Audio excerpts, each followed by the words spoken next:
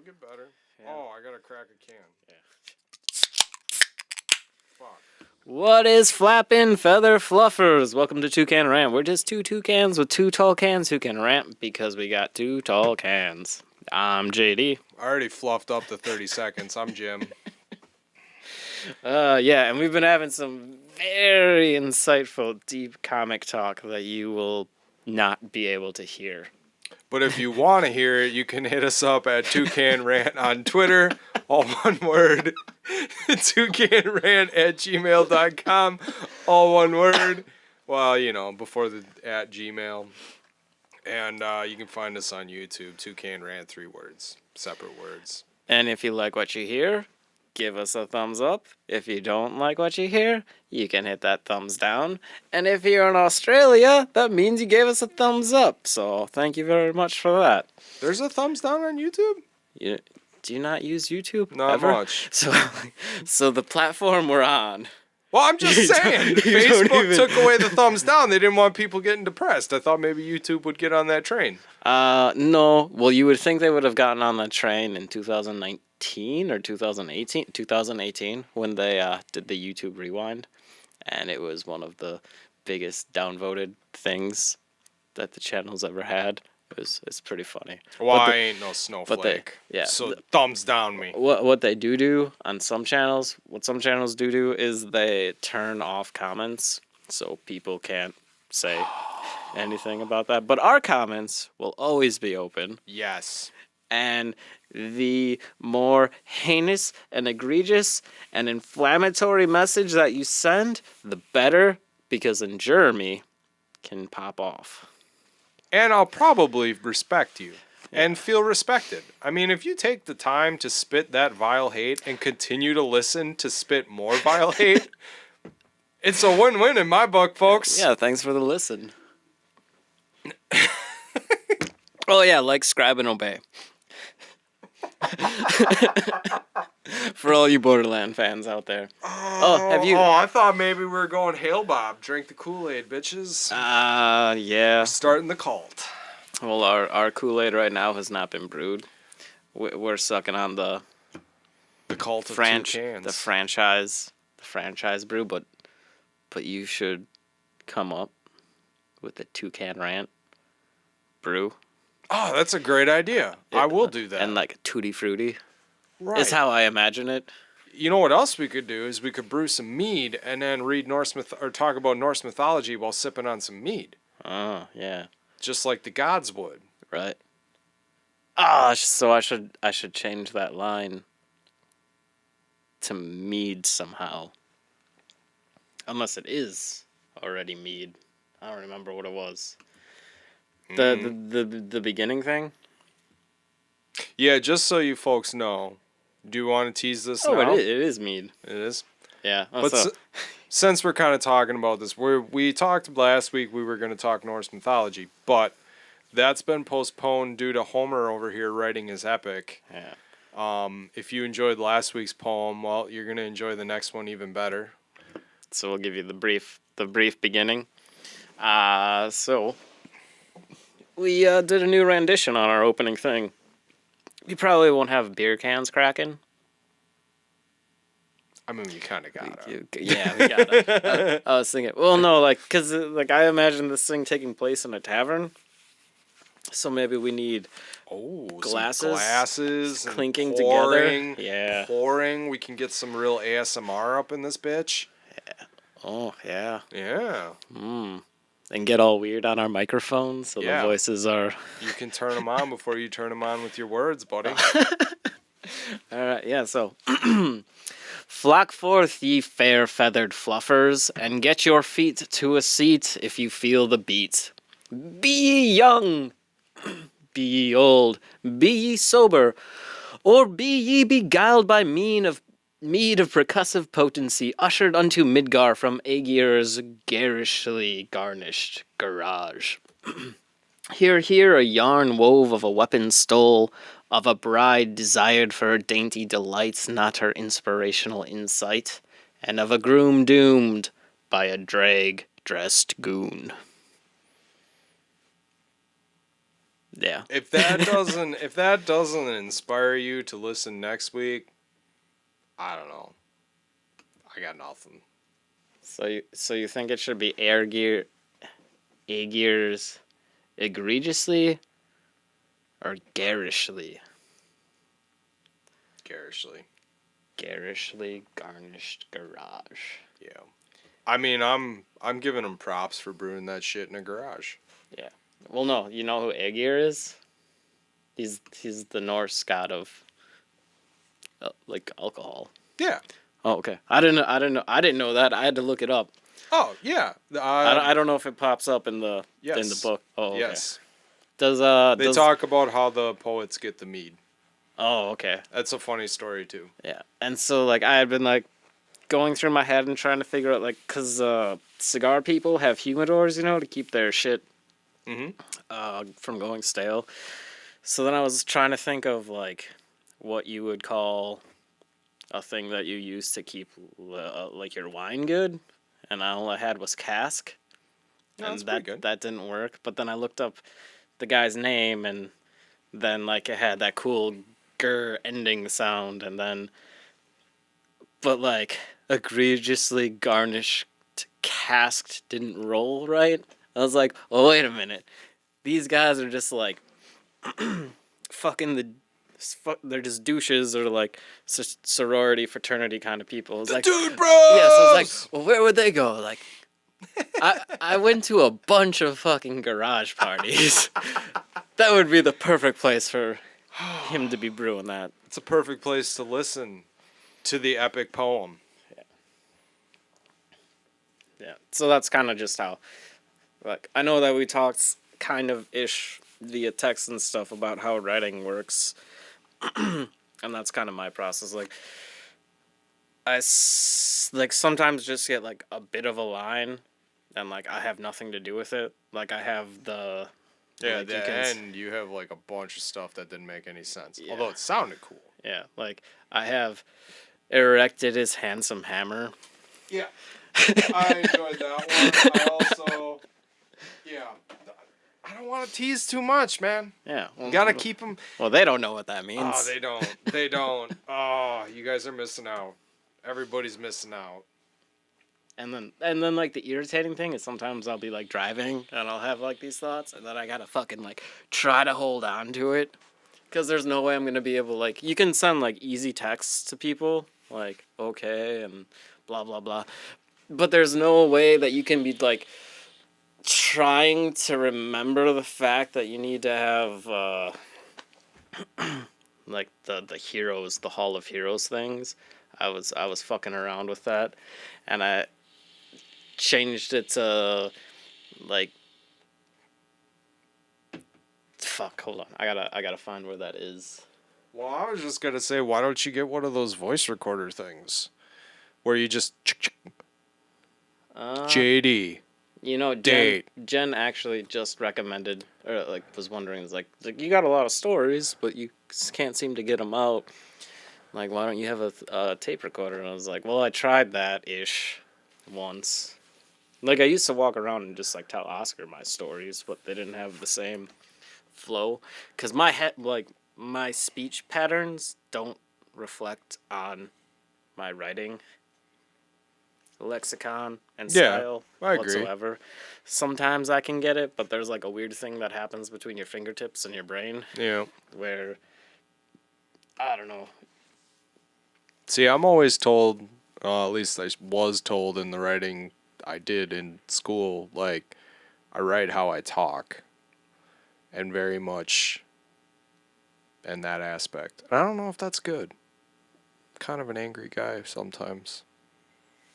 Sometimes. No, you're chill now, though. Yeah, I've been pretty chill lately. Chilling, reading. I mean, doing this is fun, so that's always good. But yeah, I don't know. Tape recorders are cool, man.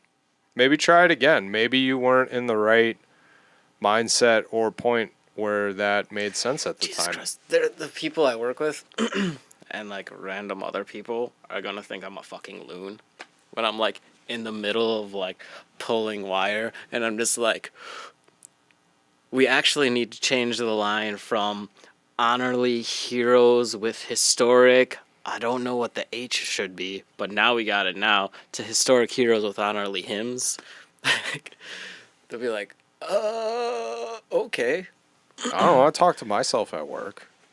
Today, I was talking to myself at work, and the guy's like, yeah, let me help you with that. And I was like, I'm not talking to you, dude. Back off.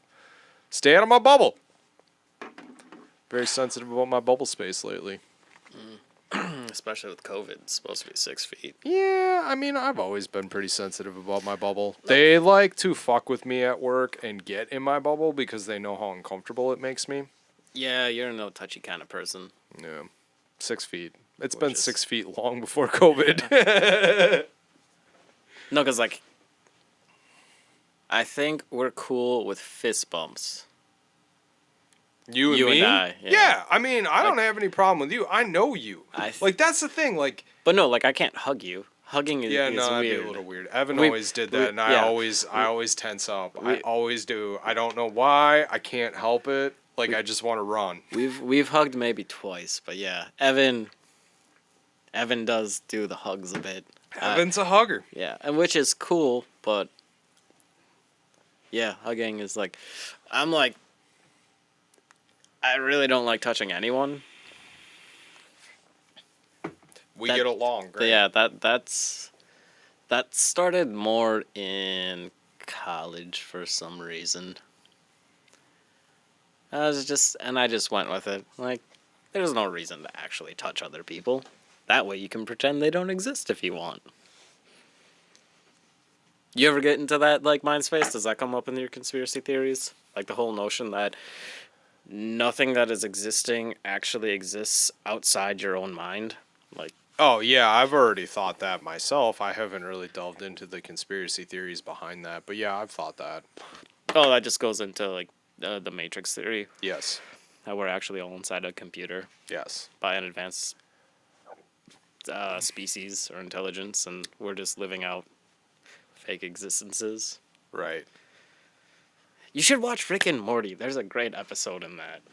I occasionally watch Rick and Morty. I don't really have a way to watch it right now, though. I mean, we do have the Adult Swim app. I should probably do that. I don't know, dude. Like, okay, so It's 30 minutes. Yeah, I know. 20 minutes when you cut out. Everybody is asking me, like, you're not the only person to be like, hey, you should watch this. There's a guy at work who recommended some documentary to me. And, like, he kept asking me, like, for 3 weeks, like, did you watch it? Did you watch it? Did you watch it? And I'm like, nah, man, nah. And finally one day he's like, are you going to watch it? I'm like, probably not. He's like, why? I'm like, I don't know the last time I personally have turned on the TV in my house. The TV has been on. I've watched The Queen's Gambit on Netflix, and if you like chess, that's a really cool show. But I didn't turn it on. It was on in the room, and I'm like, this is interesting. I'll put my book down. But like during the week, like when I would watch Rick and Morty, like in my own time, because I don't know. I don't pick anything I watch. All right, what you could try to do is you just pick one day and you dedicate 30 minutes to an episode of Rick and Morty. I'll try. And then, whoa, Why we don't you could do a just- podcast about it. Why don't you? We could be like, Oh my God, Jeremy watched TV this yeah. week. Well, no, just like this one episode, Yeah, I was gonna say. and we can get people. Why don't you get me what the episode's called? We'll do that one episode, and then I can have my life back. I'm kidding. I'm being dramatic. I was kind of aghast there for a No, minute. it's just It's like only one episode. dude. Like, Oh, okay. I'll find it. Yeah. there's so much. You're smart with your piece of paper thing. All right, hold on. No, it's cool. No, I got dude, I it's got fine. a notebook on my phone. but That's fine. It takes time to boot up. Um, Gnostic teachings. Have you looked into that yet? no, what's that? It's what Is Jesus. that the note on there? Yeah, that's what Jesus might have actually been. He was more of a Gnostic. Oh So, yeah, like- yeah, that's right. So instead of the route that I was drunk when I wrote that. the Illuminati took, I don't know if it's the Illuminati, but the trend that like most modern Western religion is based on like not the Gnostic teachings. Like that's That's maybe the true understanding of what Jesus was trying to promote with his life and his insight Is on that- how reality worked. Is that what the Freemasons are about? Mm, no, Okay. that's different. All right. Somebody invited me to be a Freemason. Really? I had the That's form. kind of cool. Do you still have the form? Yeah, at work in a box somewhere. We should become Freemasons. Yeah, it's you gotta Pyramid say scheme? he's like, do you believe in God? And I'm like standing there and I'm like, he's like, the answer is yes. And I was like, yes. He's like, all right, I'll get you a form. And I was like, okay. And it just seemed like a lot of like they do a lot of good work in the community, and I'm all for that. I just don't have the time to dedicate to that with a 7-year-old running around. That's fair. You could have them join the equivalent of the Freemasons, Boy Scouts. I should ask them if they have a daycare at the lodge. I think they call it a lodge. What is that?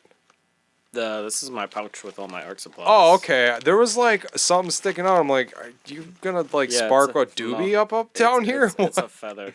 Nice. I Oh kinda yeah, need to- yeah. That's right. You gotta do the Yeah. thingy. I gotta actually get a bigger bag of this, maybe? I don't know. Bigger pencil pouch. Yeah. Oh. I gotta get drawing more. Yeah. This is what I need to be doing. Yeah.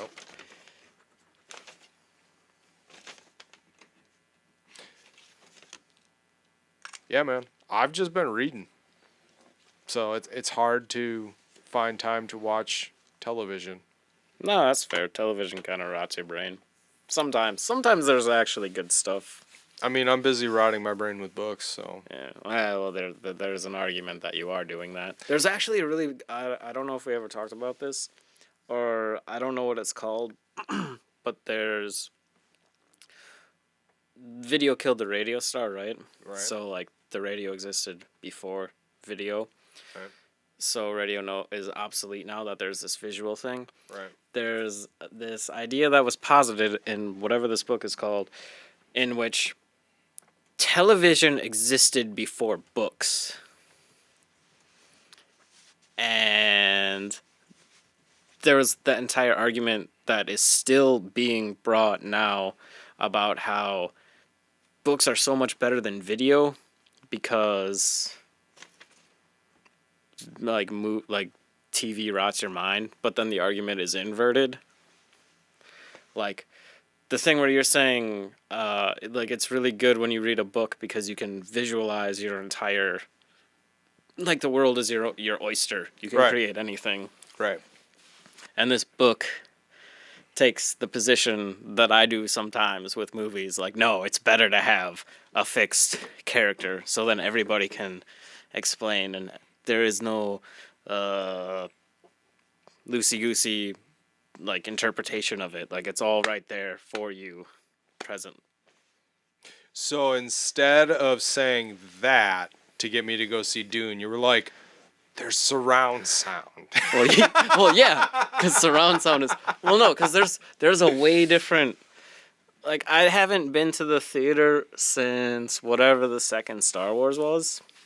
No, I don't even remember. Didn't we go with Bill that one time? Oh, that was before the second Star Wars, though. What did we even see? Superheroes? Don't know. All right. Well, there's only been one or two superhero movies, so Yeah, only whatever. one or They're- two. They're all the same. You guys, we need more superhero movies. What do you guys think? Yeah, but no, like watching something on your TV is different than watching it in a theater. Yeah. It's like listening to music and going to a concert. Yeah, I get that. I get that comparison. For me, watching something on TV, like you don't have to put any thought into it, and I'd rather engage my brain. I don't want to lose my brain. I've been having problems with my brain, so I'm trying to do things to get it Active, fired jumping around. up, amped up for the day. I feel more clear-headed. I feel like I'm headed in a more clear-headed direction. I just have to get it back to what it was. You know, like I've said that. Like I feel like I read all this stuff and I can't retain it. But I feel better about that as of late. So that's good. Like I'm really enjoying Dune. And Are you taking notes? I Oh. I remember more than I thought I did on my first read through. Like it's been years since I read that book, and like I remember a lot that as I'm reading it, I'm like, oh yeah, this happens. So I guess I retain more than I give myself credit for. Yeah, maybe books are a different. Than a comic book. Yeah. It's just not enough of a piece. Like, I mean, we've argued this back and forth, like the benefits of reading floppies versus the benefits of reading a trade. I'm sure we've talked about it on here, but like, you got to have a big enough of a chunk of the plot that you can remember and that you're excited for, and like they try to keep hooking you in, right? And maybe the sign of a good week or monthly book, but I still feel like a month is too long, you know? Do you remember what happened in Department of Truth? Yeah, Starman. Yeah. Starface. So then the question is, if you do not pick up Sasquatch in Love until the second one comes out, will you remember? I don't know if that's a fair assessment because you talked about it. Yeah, and I wrote notes about it. Usually when I write things, I remember them. I think it's Money Shot. Yeah, that one would be a tough one for me. I wanted to do a brief on that, and I still might, but I like got to go back and reread it. It's super fun, but that's one of those too. Like maybe it's the intent of the book, or then not the intent of the book, but the intent I take going into the reading. Like I guess maybe it's like watching TV. I read something and I don't fully engage my brain because I'm just trying to relax versus I'm trying to get something out of it. And like not having like in with novels and stuff, like I'm actively imagining things, right? Like I'm trying to visualize this in my head and take in everything and enjoy it. And that's part of the reason I like your epic so much is like you get a really cool vivid picture in your head versus a comic book. There's less, or a graphic novel, there's less processing you have to do in your head.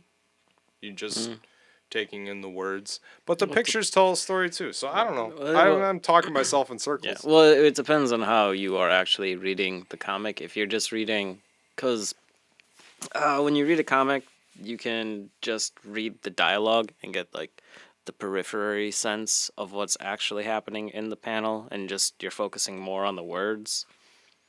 But then you can also, like, if you just go panel to panel to panel to panel to balloon, balloon, balloon, and you just try to power through it because you got a stack of 20 other comics or whatever your stack is for that week.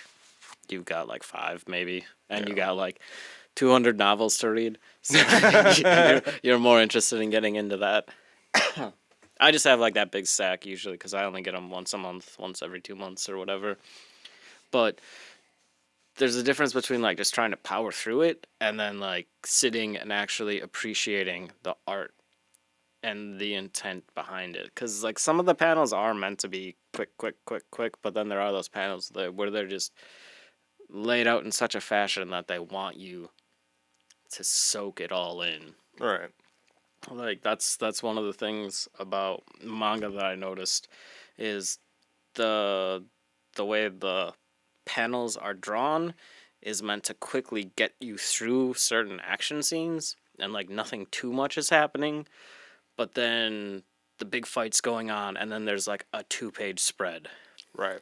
And then I always feel really bad because it's ramping up and that's a big exclamation point on what's going on, but you want to see like the next 3 exclamation marks, so you get to that page and you're like, holy shit, what happens next? And I always feel like such a really bad fucking person because it's like whoever spent the time to draw that, like they drew the most amazing detailed fucking thing that I spent 3 seconds on. Yeah. I get that impression out of manga too, especially reading One Punch Man, where like there's a lot of epic battles and fights. Like it's it's almost like you're in a car and you're taking off and you're going through town, and then you get out of town and you're fucking hitting that accelerator, and then all of a sudden you slam on the brakes for that exclamation point, but you're like skidding and like trying to keep going as fast as you can, and then it kind of ramps back because like you said, you want to see What's next? right. And yeah, Western comics, yeah, we're Western, right? And I'm an idiot.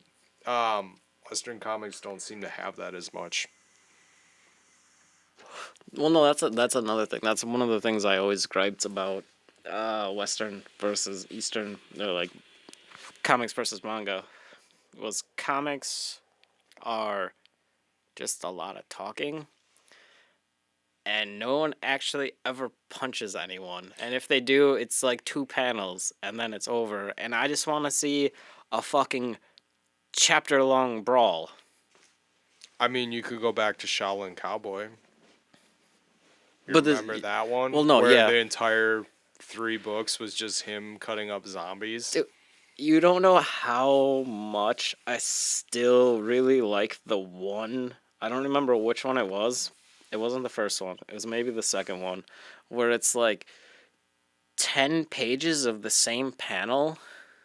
Yeah, that's the when they rebooted it.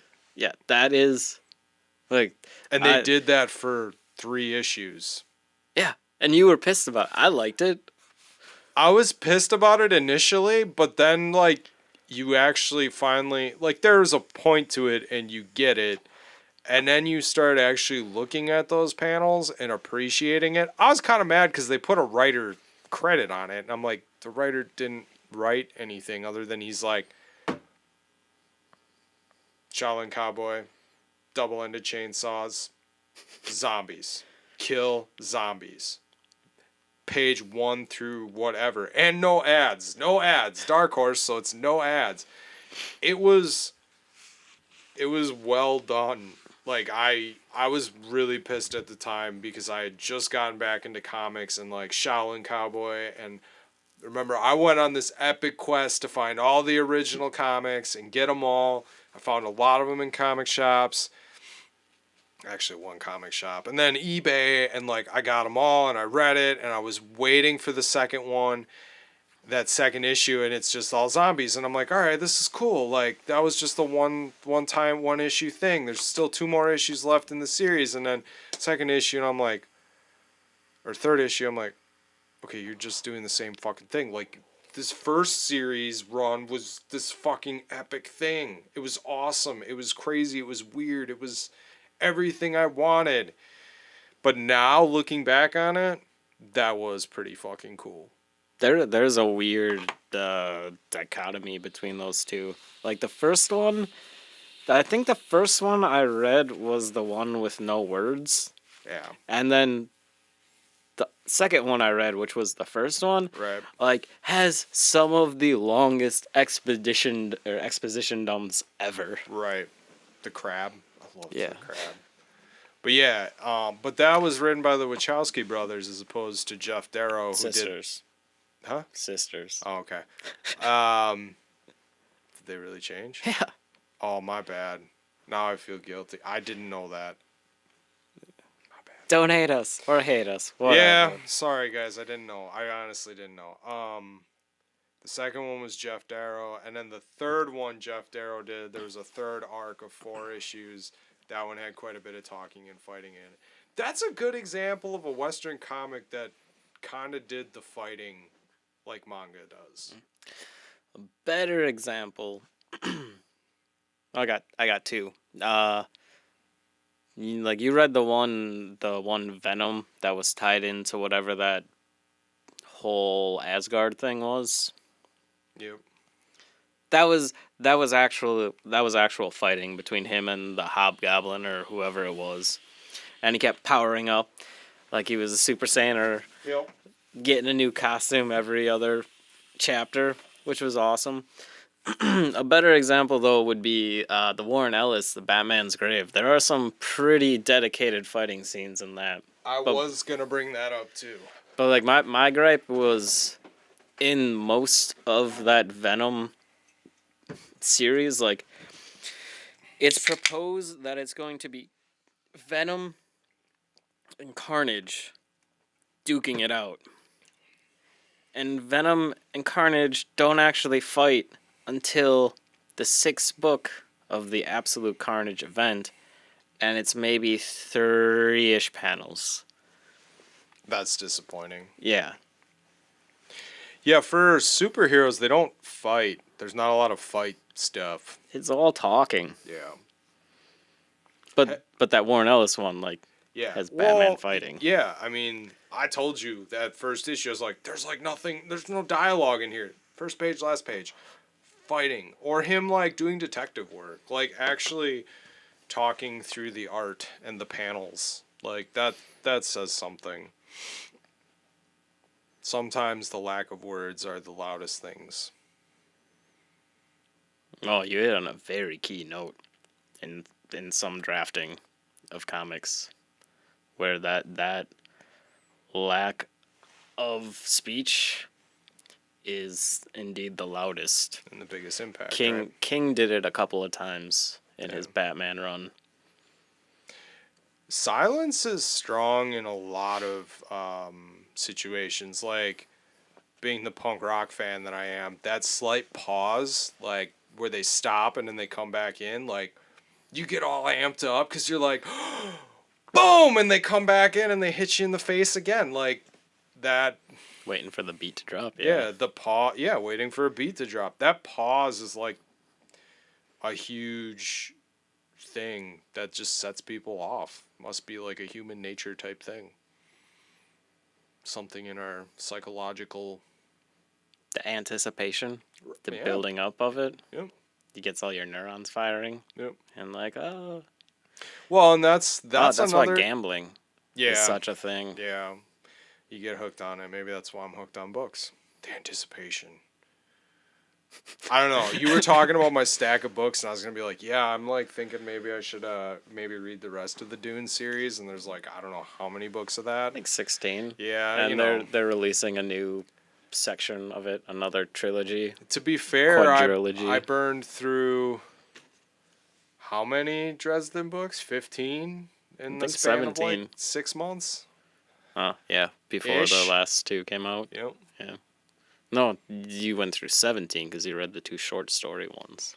Yeah. I did pretty good. I And read then- a lot this and year. Yeah. And kept up with my comic books.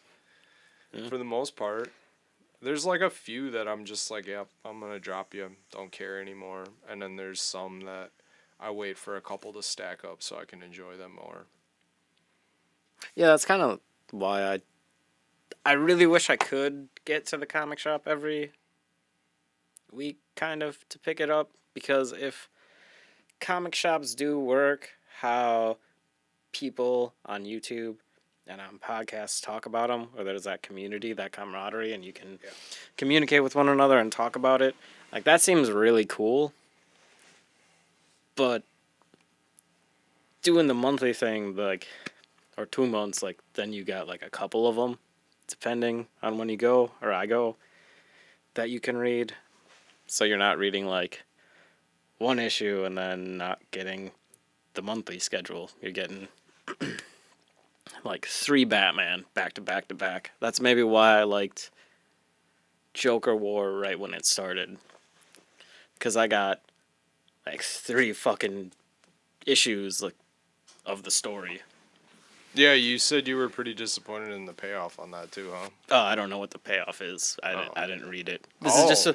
is just what I've heard, Yeah. because I pay attention to superhero news, kind of. Yeah, I don't know. I'm beginning to care less and less about the superhero stuff. Just, I don't know. I'm focusing more on the characters I enjoy. Like, Yeah, no. trying not to get sucked into the events. Although I really, really, really do like the death metal thing. Yeah, It's so how fun. is your retention of that? Or is it different because there's like a book coming out every week? I mean, the one shots I couldn't really tell you anything about them, but I really enjoy them when I'm reading them in the moment. And like the overarching story, Swampy's pretty big in it, and it's, in my opinion, really cool. Lex Luthor's like helping him now, which is interesting. The double cross of the double cross. Mm. Cause Yeah, because he was Apex Luthor. yep, and then what's her name screwed him over. See, I can't even remember her Pandora? name. Is Not that her name? Pandora, but that chick. What is her name? Above the Batman who laughs. The one who they Thought let it out of was- the source wall. Yeah, I thought it's P something. Yeah, maybe it is Pandora. I don't know. I didn't think it was Pandora though. Anyway, don't care. Um, no, I just don't. It's a fun ride. Like that's one of those where it's a fun ride where I'm not actually, I guess, retaining everything I should be retaining. Like Department of Truth, where I'm just like, give me more now, faster, but maybe not too fast. Make sure you do a good job. Well, he seems the first two issues he's been Yeah. doing very well, and he did good in the whatever ufology, and we'll have to find out how he does in memetic. Yeah, I don't know. I don't know what that's about. I know I heard about it. I don't. There's a sloth in it. Oh, that book. Yeah, that's right. Is that still coming or no? Says it As is. far as yeah, I'm sorry, audience. I was shrugging. I forgot you can't. I was pulling a Kai and trying to show you what was going on through the microphone, which is another weird thing. Like hypothetically, you should be able to send visual information through vocalization, and there should be a way to invert that so you can actually receive it how it was sent. It's a trippy thing. Well, no, it's like the taste like red thing. Like there are people who like are like say like colors have tastes or tastes have colors. And like you can see a word. Like you can legitimately see a word in your head. Yeah. Or like if you see a picture, somebody says like pictures don't have sound, but if you have a picture of like Samuel L. Jackson, like in one of his iconic scenes, Get these snakes. yeah, my like you will hear it. plane. That wasn't the best description of it. Oh, I was gonna say, I thought you were gonna say that's not the best Samuel L. Jackson reference. I was gonna be like, what is the best Samuel L. Jackson reference? I think it's like English, motherfucker. Do you speak it? Yeah, that's pretty good too. That's the one I see all the time. What's the other line in that? A McRoyal with cheese. Nah, No, that's it's not that Travolta. Oh. Do you speak it, motherfucker? Yeah, maybe it is English. Do you speak it, motherfucker? He's got another line during that monologue. Okay, it's not Pandora. Pandora's from the Justice League Dark New 52 Yeah. thing. Dude, JLD's been pretty cool. I think. I don't know. What have you been reading? Or just, you've been writing, that's right. You're Mr. Homer now. Yeah, reading. No, just like Chainsaw Man. Which was fucking pretty cool. Yeah, the new chapters. Things get weird. There's actually I don't know, I didn't know how to interpret the ending of one of the issues. Somebody proposes this question to Denji where they're like, if you say you're Denji, you can come with me. If you say you're Chainsaw Man, I'm gonna have to kill you. And the picture is just Denji like throwing out the peace sign, and that's how the chapter ends. And it's like, what the fuck does that mean? Is he going like with number 2, or he's just like peace out, motherfuckers? Like, Yeah. it was one of those weird cliffhangers that's not really a cliffhanger. Like, I don't know. It was. But you'll find out next week, right? Yeah, I found out already. Oh, okay. Well, then there you go. Yeah, shit's cool. Shit's super cool. Like there's an image in there I wanted to send you, but there's kind of spoilers in it.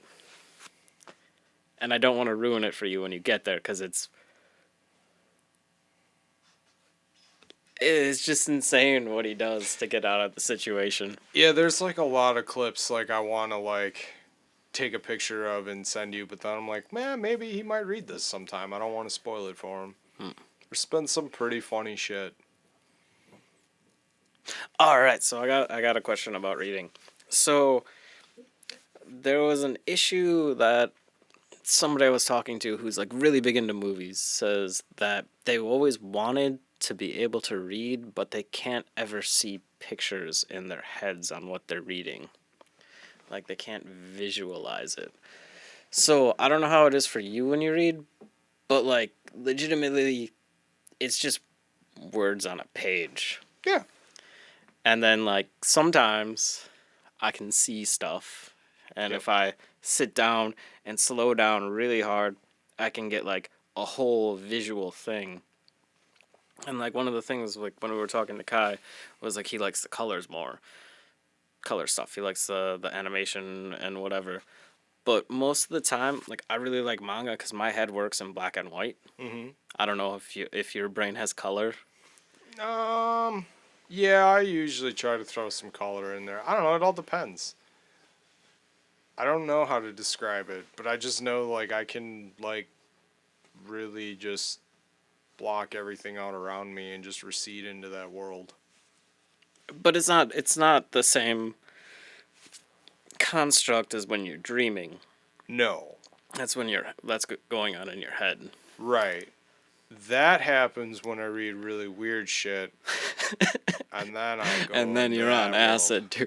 Yeah, then I may as well have taken a tab of acid, yeah. Right, because that's the other thing. Because like we've both experimented with hallucinogens, Right. and like we understand how that process works, and like Right. seeing things that don't exist, but we can't actually. I was wondering if when you read, you were able to ascend to that same kind of. No, it's not like that. But Do you think it's possible? Like, wouldn't that be super dope? I mean, it'd be a whole lot easier to trip. I don't know if it's possible. I don't know. But like So so that gets into like weird psychological shit. Like so then you want to throw another wrench into it like so Kai's autistic. There's like he sees things in completely different ways that I would never even think of, and like I'd like to see the world through his eyes.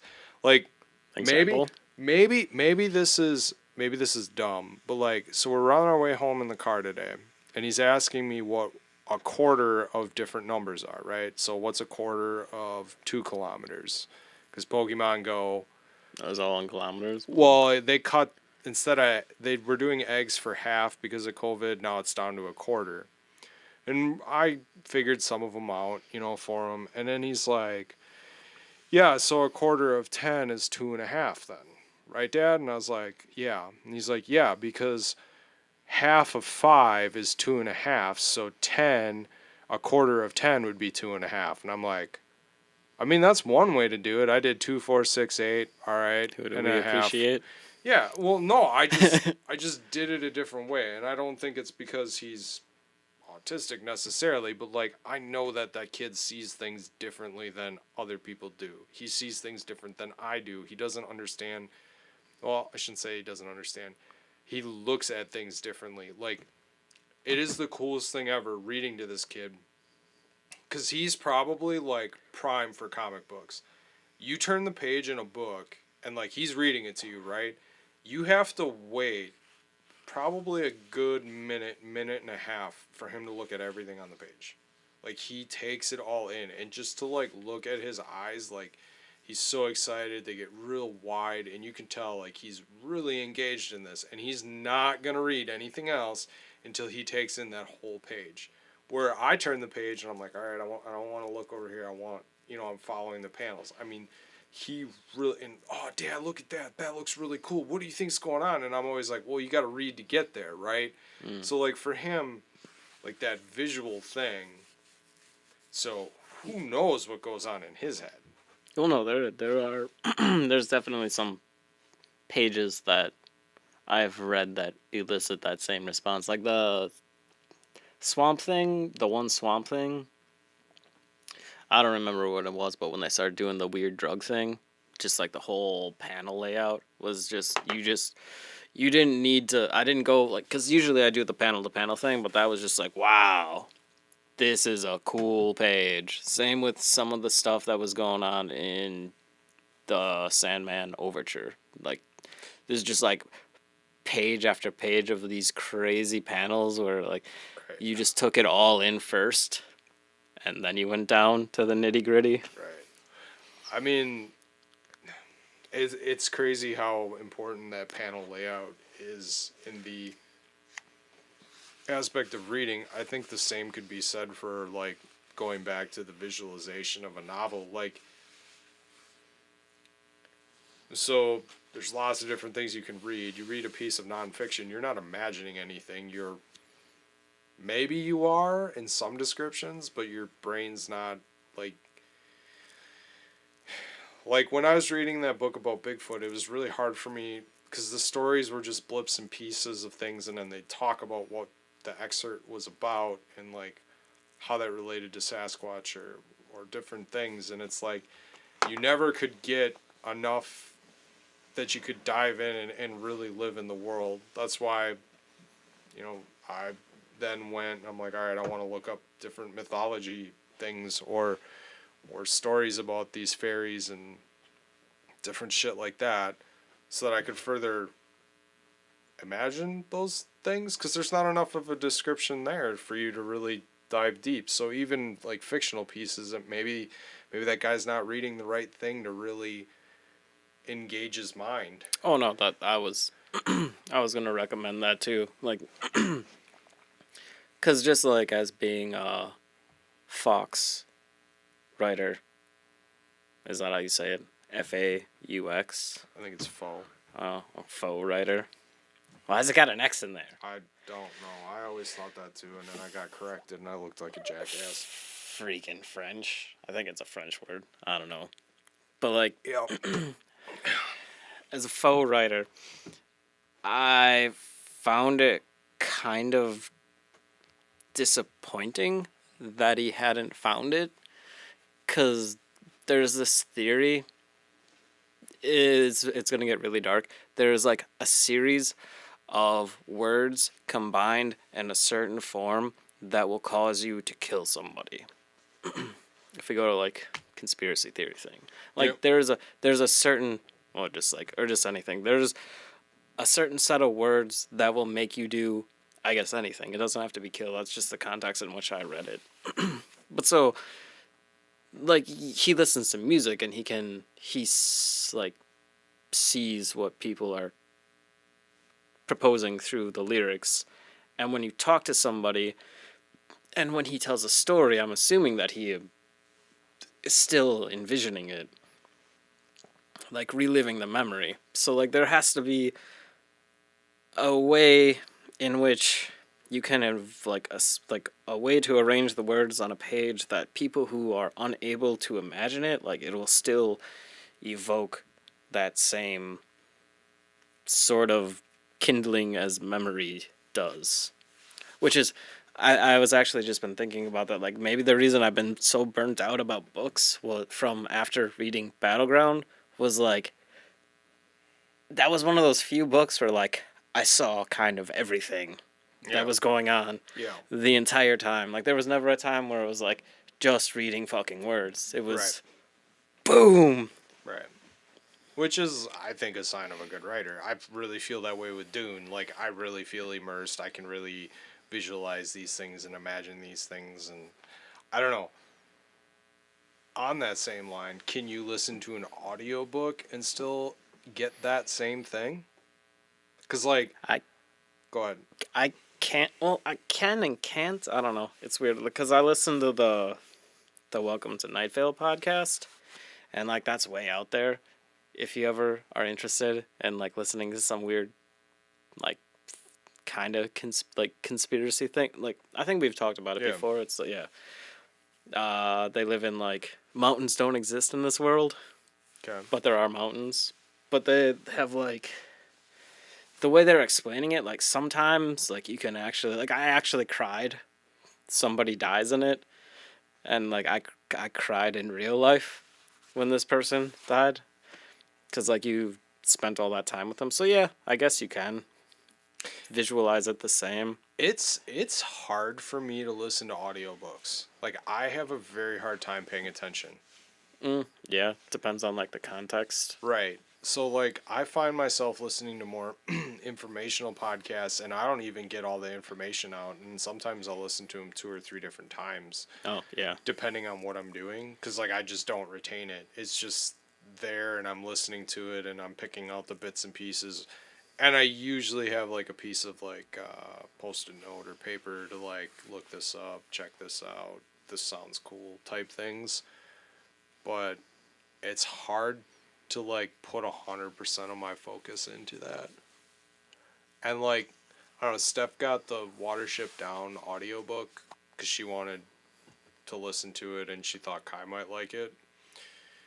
And she turned it on in the car the one day and I'm like, I can't do this. Like I can't do it. Like I can't focus on it or really picture anything or really understand what's going on in my head. Maybe because I don't know.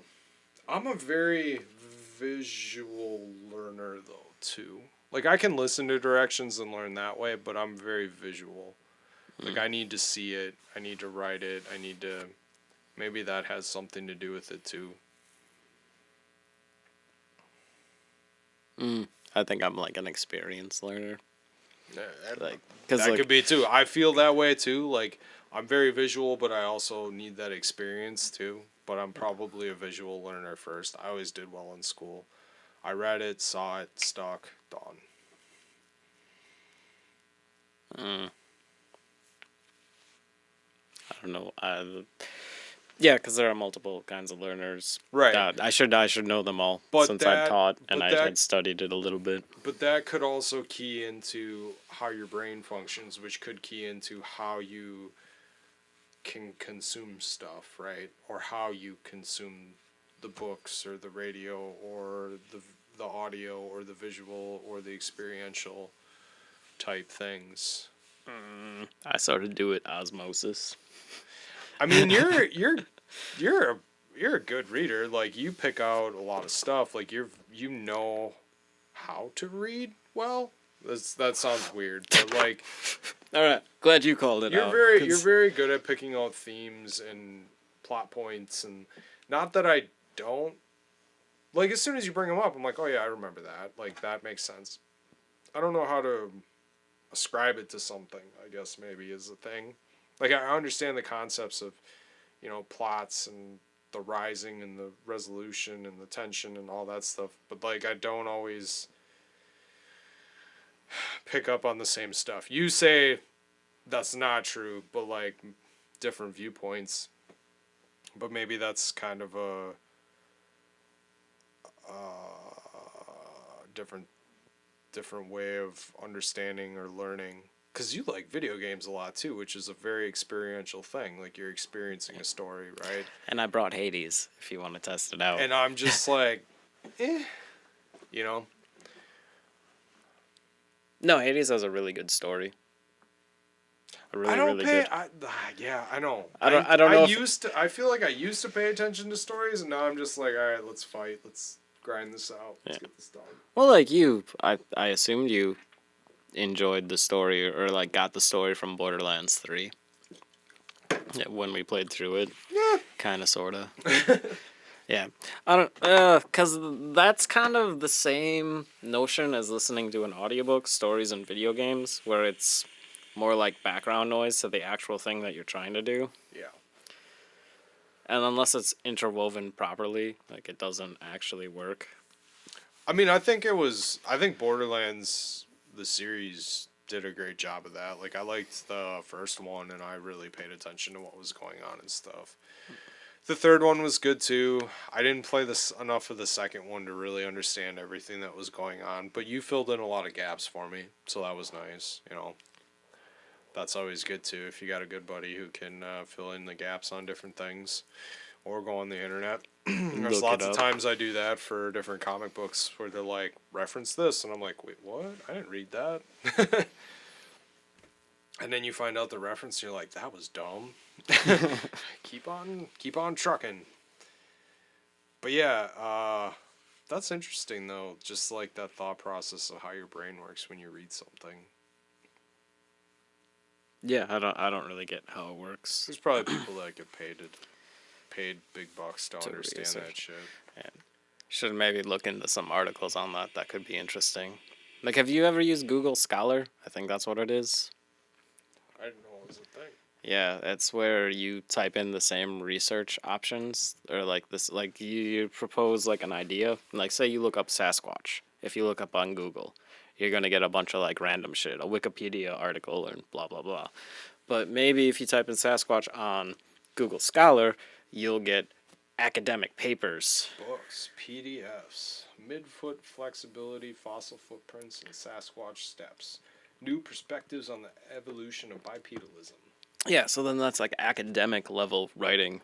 This is kind of like that. There used to be like a search engine at the UW that I could go into, like an archive that they had of different articles, scholarly articles. What did you call them?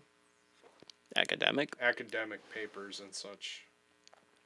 Oh, yeah, and another thing, if you ever find an academic paper that you have to pay for to be able to read, you should, I don't know how much you like go into academics like things, but if you're doing like Bigfoot conspiracy theory things or whatever, there's a chance you might find some little footnote about this.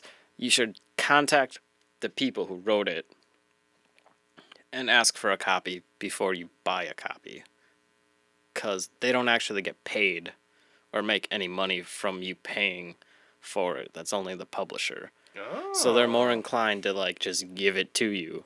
Nice. Yeah. It's a little bit of a Good tip. I Yeah. like that tip. I did not know that. All you feather fluffers out there can get some free papers. I felt like maybe I should start writing the government for the Freedom of Information Act and start getting some of the redacted Area 51 files. Start do it. pouring my life into it. No, legit do it. Legit do it. I don't know what I do. I have no reason. I'm just like, I hear people like, yeah, I went and got this from the Freedom of Information Act. And I was like, I wonder what I could get. It's whatever people say when you go vote. You're exerting your My right. your rights, your constitutional duties, my or constitutional ability. rights. Yeah. Yeah. So why not? You might get some cool shit out of it. Maybe. You might be able to see it in a different light than anyone else has. I mean, I'm assuming it's going to be a lot of black lines on a page. I fucking love that. That's like the coolest thing.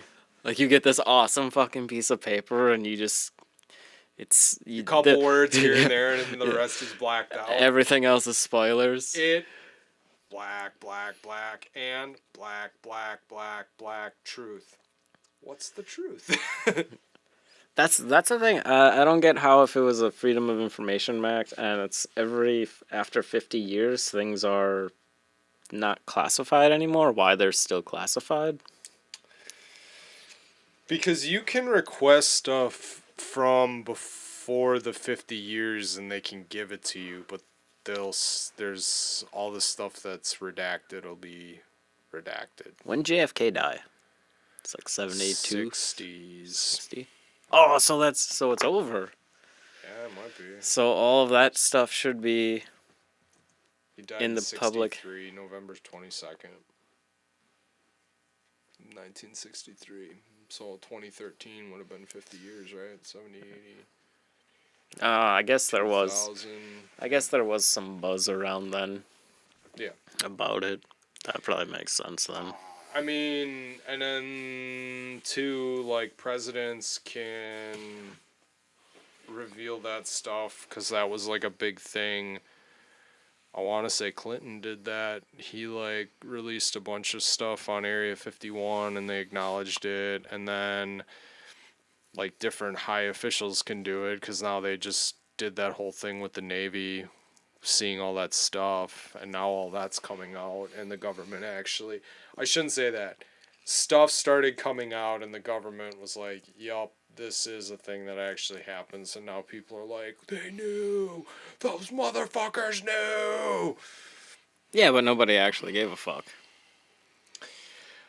The mass populace didn't Right. actually Well, care as much. yeah, and that's the thing. And then there's what was going on around when they said that. Because, I mean, that's the same thing with, like, the bills and shit. Like, that stimulus thing, there was a lot of fucking shit buried really deep in that bill that had nothing to do with stimulating economy or those stimulus checks, like, or helping businesses. There was a lot of like tax cuts to different people and other things that had nothing to do with that. But that's the bargaining thing. That's the left and the right going at it. Like, we'll give you this, but then we want this. And we just won't talk about it. And nobody will ask or actually look into it. But then But then people do look into it and they get labeled conspiracy theorists. Here's the deal. So, like, as polarizing as this administration is, people started really scrutinizing and looking at, okay, you're doing this, but what's going on behind it? And there's argument that this has been going on for years. Now, I don't know this for fact. I'm just going on what I had read in different articles and heard in the conspiracy worlds. You know, there's a lot of different things that they don't tell you, but is out there, and you can go get it if you want, and they're not hiding it, but they're also intentionally not bringing it up. There's a word. It's a lie of omission. Yeah, thank you. So it happens from time to time. Yeah, but yeah, it would be cool to get some blacked out paper. I'll tell you that, with like government seals and shit on it. I'd frame that shit. Yeah, officially signed. Check out my Area 51 document, bitches. It's all black lines, but it came from the government. It came from the government. My tax dollars at work.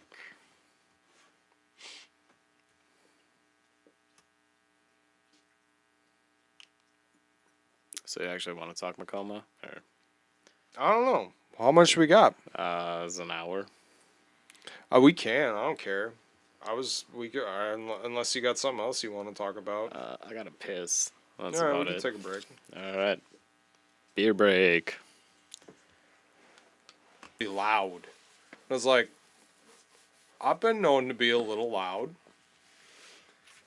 It's not like I haven't heard that before. Yeah, no one ever thought you were angry or anything. No. Back in the day. No. Yeah, why are you...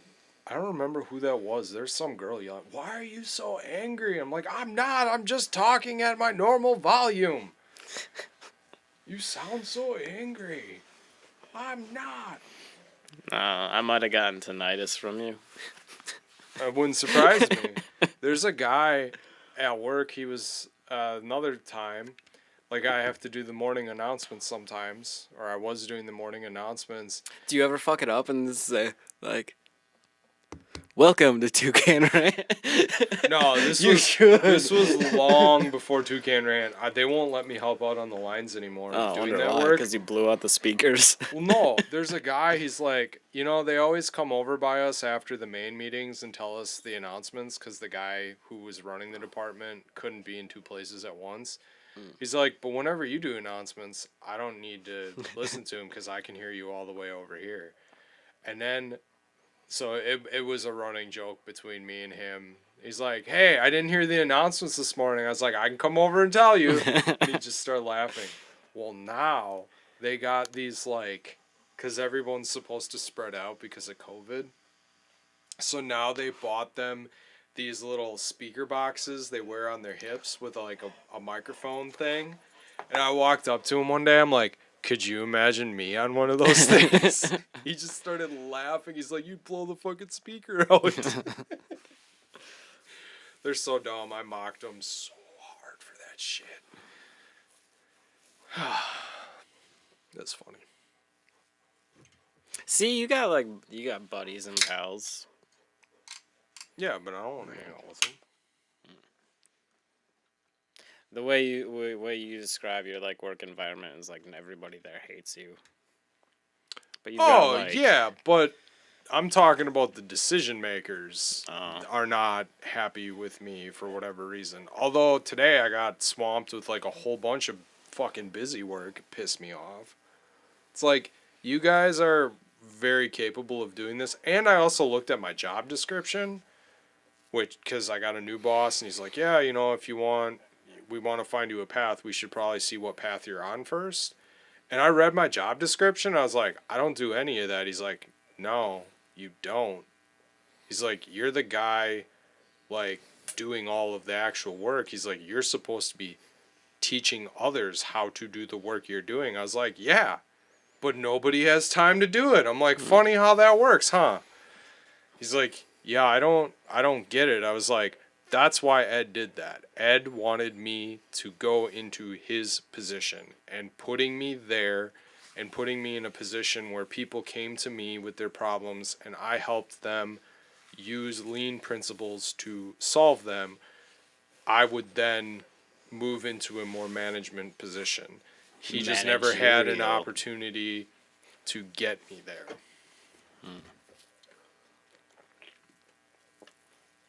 Which is why he was having me train Mitch for a long time, until Mitch decided he wanted to go down on the other end, and I think he really regrets that decision now. Even though he's making good money, his boss is a fucking bitch. Oh my god. We're recording, just so you know. Oh shit. She's the nicest lady in the whole wide world. No one's gonna listen to it. Until for some reason they There slog through. There is one person in those four walls that knows for a fact I went to C2E2 and I'm a comic book nerd, and he's like, you probably dress up, don't you? And I was like, no, I didn't do that. Next year. Well, I'm just never going to admit that. And then there's the guy who, like, I don't cop to any of it, but he always tells me to go home and read a book. Like, he's like, just go read a book about it. You'll figure it out. He's like, go read me a book on this. I need to figure this problem out. I was like, yeah, ha, ha, ha. But, anyway. I didn't know we were recording. We're back from our beer break. Yeah. You told me to just hit record sometimes, because no, that's fine. There's gold in there that we... Well, I didn't need to call a person a bitch. No, they won't listen to it. I don't really care. You'll get fired for that infraction, like, 10 years down the line. Well, it's funny, the HR guy was just telling us the other day, he's like, just so you guys know, I know you're friends with people on the floor on Facebook, and I just started laughing. He's like, I don't even have Facebook. You guys don't know how to lock your stuff down very good. And I was like, well, you don't see jack shit on mine. I know that for a fact. Every time they update it, I go through and double check and triple check everything that people can and cannot see. The only thing you're going to see is me drunk with a bunch of cardboard cutouts for a week. Like, you can do whatever you want with that. How come you haven't you should post those on our feed thing. Unless we're doing no faces. That's why I was asking. I won't send you that video. No, I'll post it. I don't give a shit. But like face reveal, it's supposed to be like a big thing. Oh. Yeah, I don't know. You probably don't want to see my face. These dulcet tones, man. These are pretty nice tones. And you guys are lucky I'm not blowing your ear holes out. Your earbrows out. Yeah, your ear bowls. Earbrow, yeah. I'm not blowing your ear holes out, because I could blow your ear holes out. I mean, you can see it on some of the when I get wavelengths. Excited, yeah, I know. Just fucking peeking. Yeah, but you even it all out in post. I don't. I just click a button and it levels everything out. Fuck it. Well, that's what I mean. You do the evening out of the levels. That's all good. Yeah, it would be kind of interesting to like, I guess, learn how this thing works better. Yeah, I was thinking about that too. Like, I would like to take sound clips and put them together to music and do like a mashup type thing. But I need a computer first. And then I can start really doing that. Because I know how to do some of it.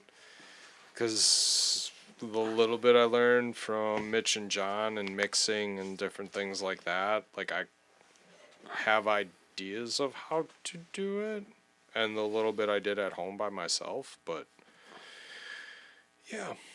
Yeah, I'm kind of I'm kind of kicking myself in the rump for not taking a greater interest in video editing when I started back in like 2008 when I was doing the shit for the Bradley Yeah. Theater. I mean, you were good Like, on the board. well, that was pretty much just like set it and forget it, and if things get weird, you adjust minor things. Like, it's dumb. Like, I knew how to do all the shit with this board, and now I like. But I never took classes. It was pretty much just like Charlie's like, all right, so like, this is kind of how this thing works. And I was like, okay, I get that a little bit. And then it was like actual, like the Christadelphians. Like, that was a huge boon because like all of those people had different speaking volumes because it was like 12 hours, not 12 hours. Like, Dude, those were like- long days. I remember that. like 7 in the morning until noonish they had speaking, and then from like 5 until 9 or something they would Forgot about that. have stuff. So I just would be like constantly adjusting all the stuff. Dude, I totally forgot about the Christadelphians. Dude, those weeks were great. When you get like 80 hours of work in a week, that's fucking insane. And then the entire time, when it was over at 9 o'clock, 10 o'clock at night, you went out and got hammered until 3 in the morning, and then woke up and went back and did it again every single day for a week. And then the next week you get off. I remember playing beer pong, and you're like, all right, one more. I got the Christadelphians in the morning. And we're like, nah, you can do more. And it was great. What do you got to do? Just set the board and sit there for... You could take a nap. No, it was great because those people loved me. Yeah, they did.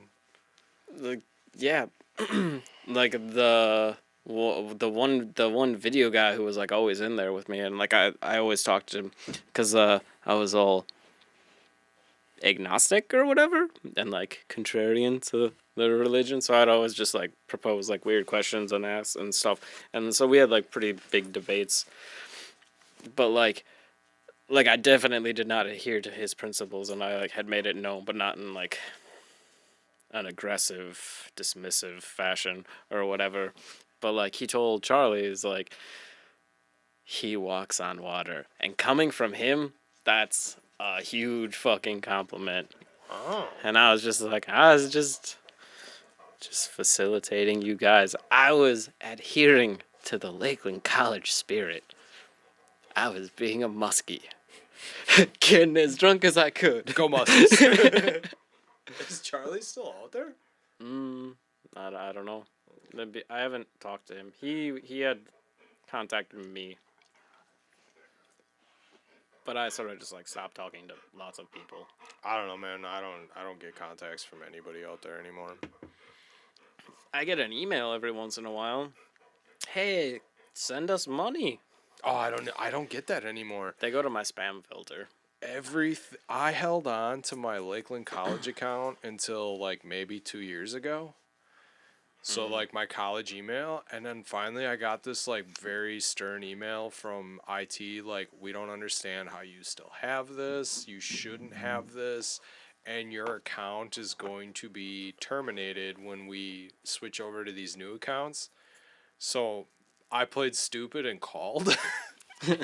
And I'm like, hi, I understand you're going to terminate my account. And he's like, yeah, can you give me your email? I give it to him. He's like, yeah, it says here you graduated in like, I don't know, was it 2010 or something like that? he's like, I don't understand how you still have this. No, you I was just have to like, like keep well, using it. I just keep updating the password. He's like, yeah, you're like 5, 6 years out of college. Why are you using this? I was like, because it looks good on a resume. And he's like, uh, sure, I guess. He's like, I don't understand this. And I'm like, well, they told me that as long as I keep using it, I can have it. Yeah, yeah. I'm like, I like Outlook. He's like, you do realize you can get Outlook for free online? And I was like, yeah, but I mean, I got a cool schmidtj at lakeland.edu. Like, it looks good. It's easy. I can, everything's set up. Why do I want to reset up And all you my have all those accounts? emails and memories. Right. Well, no, I don't save any of that. And he's like, Well, you can just bullshit. well, yeah. And he's just like, yeah, I'm going to have to ask you to get off that. He's like, what if I have another J. Schmidt name? I can't use it. And I was like, I mean, there was a Jamie Schmidt, same thing, when I was in school, and she had to have a different one. I'm like, why can't you give him a different one? Like, I talked to the guy for a while, and finally I'm like, all right, I'll get off of it. And he's like, I'll give you a month. Get all your stuff off, change your stuff, but you got to get off. So I got off the phone with him, and then I pretty much just changed everything that day at work. But I held on to that account for a long time, apparently. No, that's what they told us. That's what I thought. See? No, when we go, like I was pissed because I lapsed on it Oh. like pretty quickly after graduating, and then I tried to get back onto it, and it didn't work anymore. And there might have been things that were important in there that I well, I don't think any writing stuff. I have all of that, or I don't know. I've lost a shit ton of writing over the years. Like I've had shit like on USB drives, and I've lost those USB drives. I had shit on like 2 different computers that I fucked up and I don't have anymore. Like I think I have 30 pages of a story on a computer that doesn't have a screen like a laptop that doesn't have a screen, and I don't know if I can get it off yet.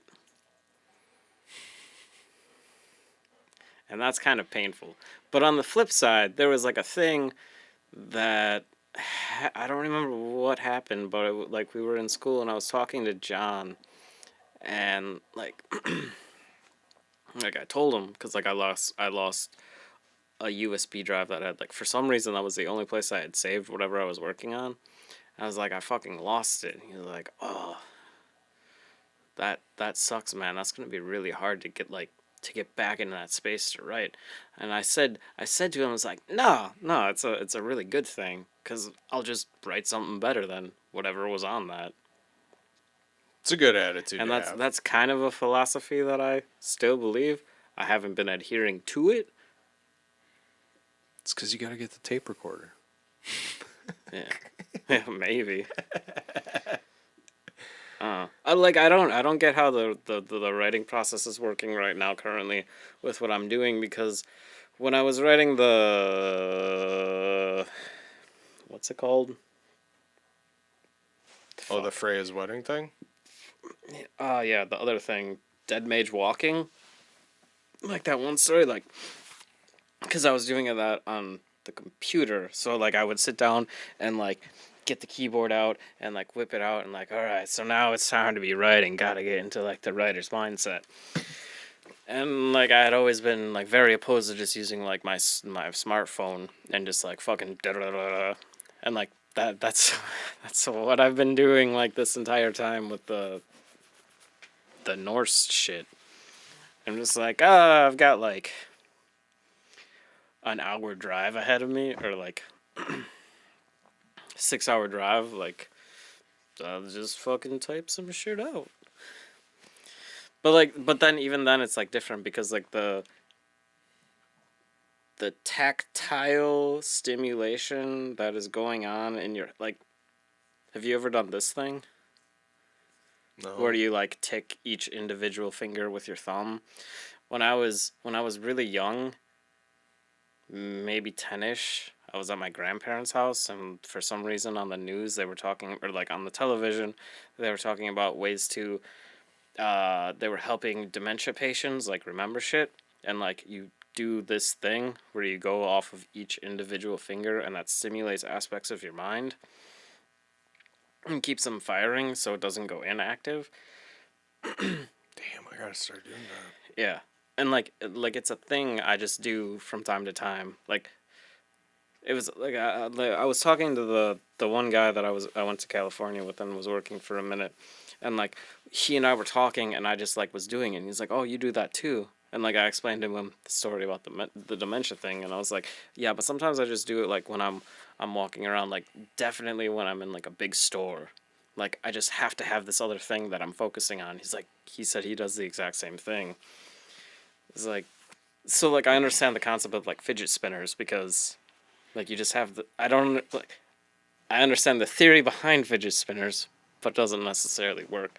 That was also one of the reasons I think I drew a lot, Yep. like during school. Yeah, I did the same thing. Like you gotta have that. Something going on Yeah. to keep yourself focused on what you actually should be focused on. Well, yeah, but like I'm not even actually focusing on whatever they're talking about. See, Like I'm 100% focused on what I'm doing, but I sort of get.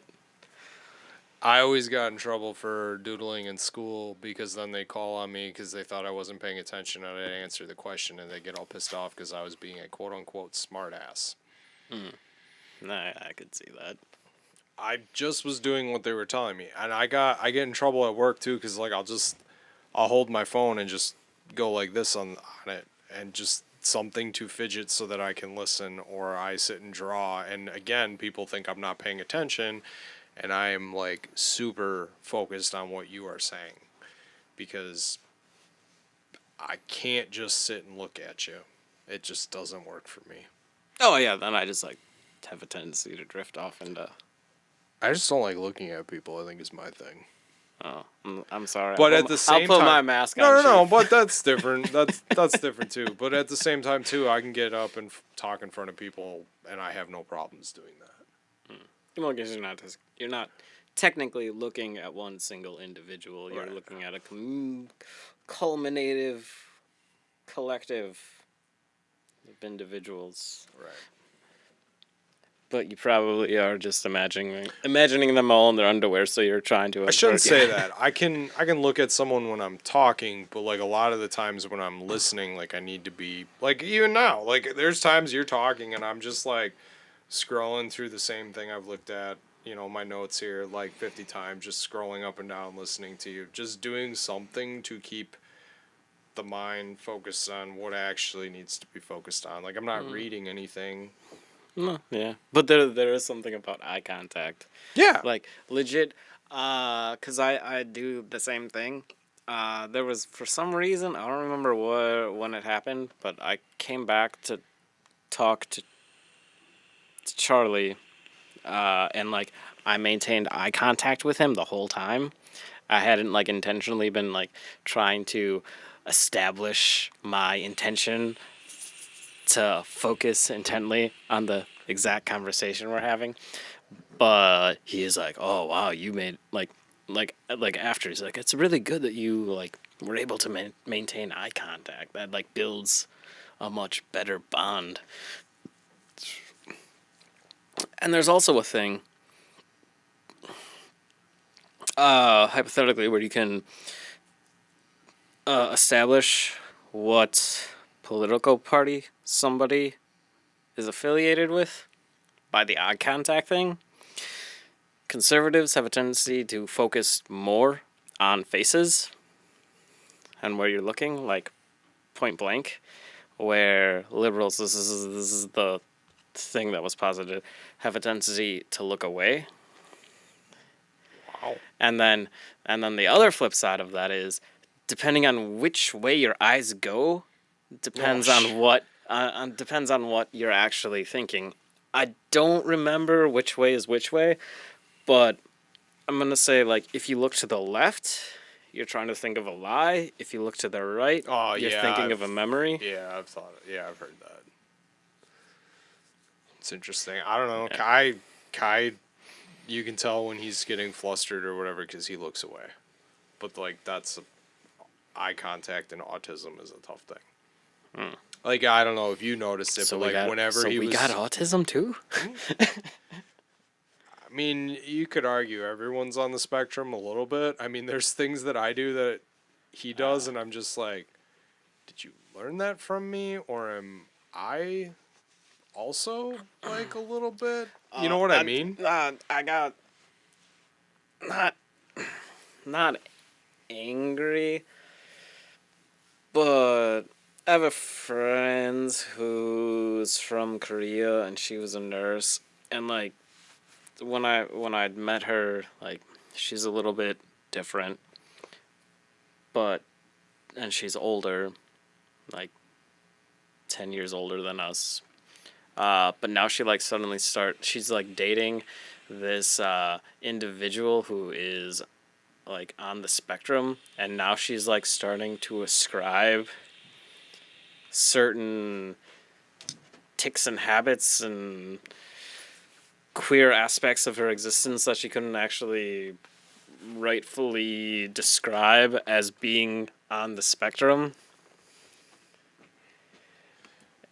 And like I guess that's one way to like help rationalize your existence, because you can keyhole in on a factor and like, oh hey, yeah, that explains why I'm doing this thing. But like the spectrum, like I think is a little bit different. Right. I mean, we had a therapist once that said that, you know, like everybody's kind of on the spectrum in some ways, but the difference is the intensity of it and your ability to cope with it. So like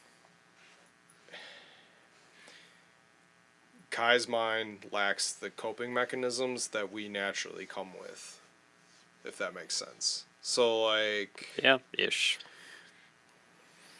and there's just again, it's back to that seeing and understanding things differently. Like his food thing, like he thinks the food's gonna hurt him, where, you know, we're just like, well, I don't like that, or you're scared of it. You don't actually think it's gonna hurt you, but like for him, it's like an extreme thing. No, that's Or why. feelings and sounds and like he wouldn't walk on snow for fucking years. And finally, I'm just like, you have to learn how to do this. I can't keep carrying you out of the fucking car all the time. You are fucked, Kai, if you do not want to walk in the snow and you live in Wisconsin. He tells me that all the time. Dad, do you like snow? No, neither do I. And I'm like, we're in the wrong state, dude. Like, we're gonna get snow, but I love it here. Like, I do like the weather here. I hate snow, but like at the same time, like, I like the changing of the seasons. Speaking of which, what the fuck was that snow last night? There was snow? You didn't have snow on you? You had like our I was still awake at like 1 o'clock, so I saw it snow. Like all the yards in Kiel were covered with snow. Kai Like, you said kinda it got was some. snowing on Animal Crossing last night. He's like, Dad, look, there's snowflakes. Do you think it's snowing outside? I'm like, I don't know. I'm not gonna check. Yeah, me neither. Yeah, fuck windows.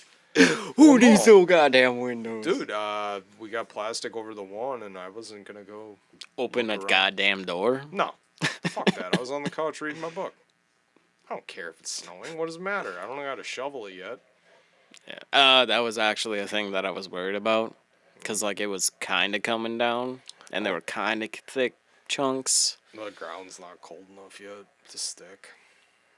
Well, yeah, but I didn't know how cold it had been. Like it had been Yeah, it's been up and down. fluctuatingly like kind of coolish the last week from what I was seeing. Yeah. I don't know, cause it had snowed like 3 weeks hence, I think. I didn't see it because I wasn't here. I just heard about it and I was missed very it. like blah. I missed it. At least in Kiel it did, but Rhinelander's been like pretty close to the 30-degree mark. Right. Yeah, further north you go. But it's not. They've had snow It's quite not a bit that. already. It's not that far north. It's 3 hours north. That's not really that far north, but it is. But it's not, Yeah.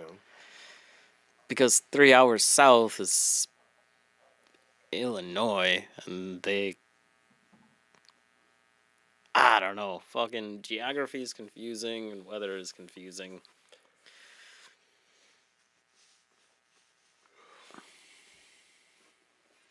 That's why I'm not a meteorologist.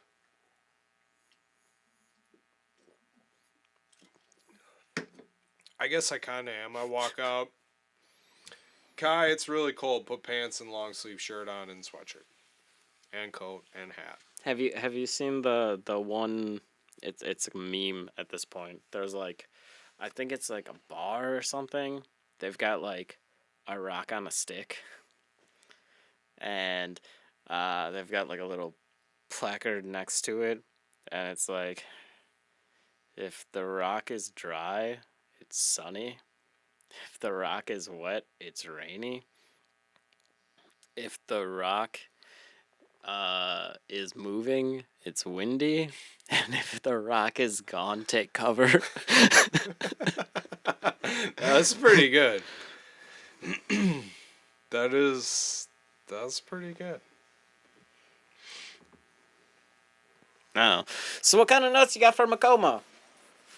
I actually, jeez. like, because the reason that one issue is the one I come back to all the time is I think that was like the first comic book I ever bought with my own money. Interesting. And like I remember like just the anticipation, like it was just 2 issues, but like I got the first one, I was like, "All right, this is super cool." And like it was harkening back to when I was like a kid and I went to comic book shops and I like got the actual comic in the plastic with Bag the and back. board? Yeah. Nope. Because that's how the thing in Sheboygan was. Like, you would go there and, like, you'd get the thing. And I didn't actually know there was the ability to buy comics without the thing. So, like, the first time we went to that comic book shop, I think in either, like, Fond du Lac, probably, or, like, in Things with Another World, I was like, oh, shit, you can buy comics without the bags and boards? I thought they came, like, they were part and parcel or Oh, whatever. yeah. Okay. All right. Yep. Yeah, but like I remember like just waiting for that second issue. Because I got that from Things from Another World. And like I had read all the other Hellboy stuff, but it was all in like graphic novels. Wait, Things from Another World. Yeah, is a website. Oh, okay. Got it.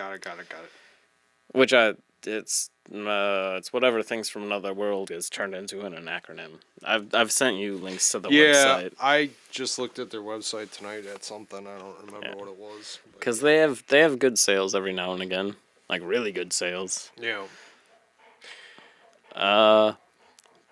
But yeah, that's just and like everything I had read up until then in Hellboy had been those graphic novels, and I had caught up finally, and like this was the newest thing coming out was Macoma. And it was one of those weird things because I really liked Mignola's art style, and then they suddenly had like a new artist show up. Yeah. Corbin, maybe? I don't remember, but I do know when I got the omnibuses, there's like a fucking hard line where it changes. And that's kind of one of those weird things that I think about with primarily Western comics. You've got your writer artists, and then you got your artists, and then you got your writers. And the latter two are more prevalent than the former. And I don't know if Mignola's universe could have expanded to the gargantuan proportions that it has currently had he not just been like, yeah, can't be drawing this shit anymore. Even though he has one of the most iconic fucking art styles there is. Yeah. I mean, it's interesting though how, because doesn't he do one of the Swamp Things? Right. He was But I don't feel like it was as big of a. a penciler on that. Oh, that's what it was. Yeah, you're right. Because I thought that was going to be the best book ever. I saw it at Powers, and I was super stoked because I saw Neil Gaiman was on there and Mike Mignola, and they were doing a Swamp Thing thing, and I was like, oh crap, this is gonna be fucking the shit. And then it was a real big disappointment because the art style did not have Mignola's flair, and the story wasn't as. It didn't even actually have Swamp Thing in the story. So, did you know that Macoma was the first time artist besides Magnolia drew it? Yeah, Okay. that's what I was Yeah. just. Sorry, Richard Corbin. Yeah. You're right. And like it was a weird thing, but for some reason his art style wasn't that obtrusive. It kind of fit. It wasn't as good. It was more Yeah. solid. You Like- think it was more Hellboy was more. I don't want to say abstract, but like there were more minimalistic? Right, there weren't as many hard lines as when Corbin took over. Like, then you really saw the shape, and also with Mignola, like Hellboy. I don't want to say morphed, but like his shape wasn't as solidified. Like there were certain aspects to him, but like I feel like when that guy took over, Hellboy was Hellboy, whereas when Mignola was doing it, there was more, I don't know, flow to it. Maybe that's a better word. I don't know. I might have to go back and try to decipher what you're. Like, I don't know if any of Mignola's stuff is in here.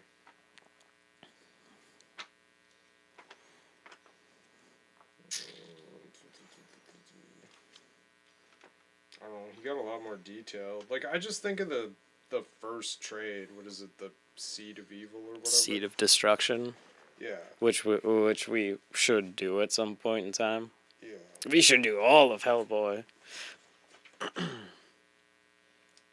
So all of the art is by Mignola up until that point. No, He's but not as detailed. Maybe that's in some aspects he is. when he does the I forgot the word for it. It's in that one comic book about comic books. Did you ever finish that? No, I gotta do that. Yeah, we were gonna do a podcast about Right, that, I and then know, I challenged you to not read it, Yeah. and then we fell off doing podcasts. But there's like a But like here, non sequitur is the word. Right. That's where he goes from like the actual story that is being proposed to like a random fucking object, which Hellboy is known like the like comics. this. Like it's not super detailed, and I feel like when that other artist took over, like all of them was very more filled in and detailed. I guess. Like there's like little fucking hairs all over him on that. Oh, but then he kind of switches back. Yeah, because he goes back to being. Mignola writes the beginning and he writes the end. Corbin does everything in between. Oh, so he drew, or Mignola drew this then. Yeah, the last like 4 or 5 pages. Okay, that makes sense. But yeah, there is. It goes into the more conventional. I think that's a Mignola page right there. Yeah. Yeah. No, he goes. I don't know. I just really like Mignola's style. Like, there are certain aspects of whatever is going in his mind that need to pop more than the other aspects. Where Corbin is like, we're going to show you everything, and then you can pick out what you think is more important about whatever is being shown. It's weird how Hellboy seems to have more broad shoulders too when he draws them, as opposed like when he's wearing his coat, it's just like The slope, yeah. you know, like this. I love that. That way nobody can see it, but he's The just image of- standing there looking at the mummy in the case, and like he's kind of on his side, and I don't know. He just has no shoulder definition until he takes his coat off. And then boom. He's a That's when he goes badass. Super Saiyan, yo. Could be.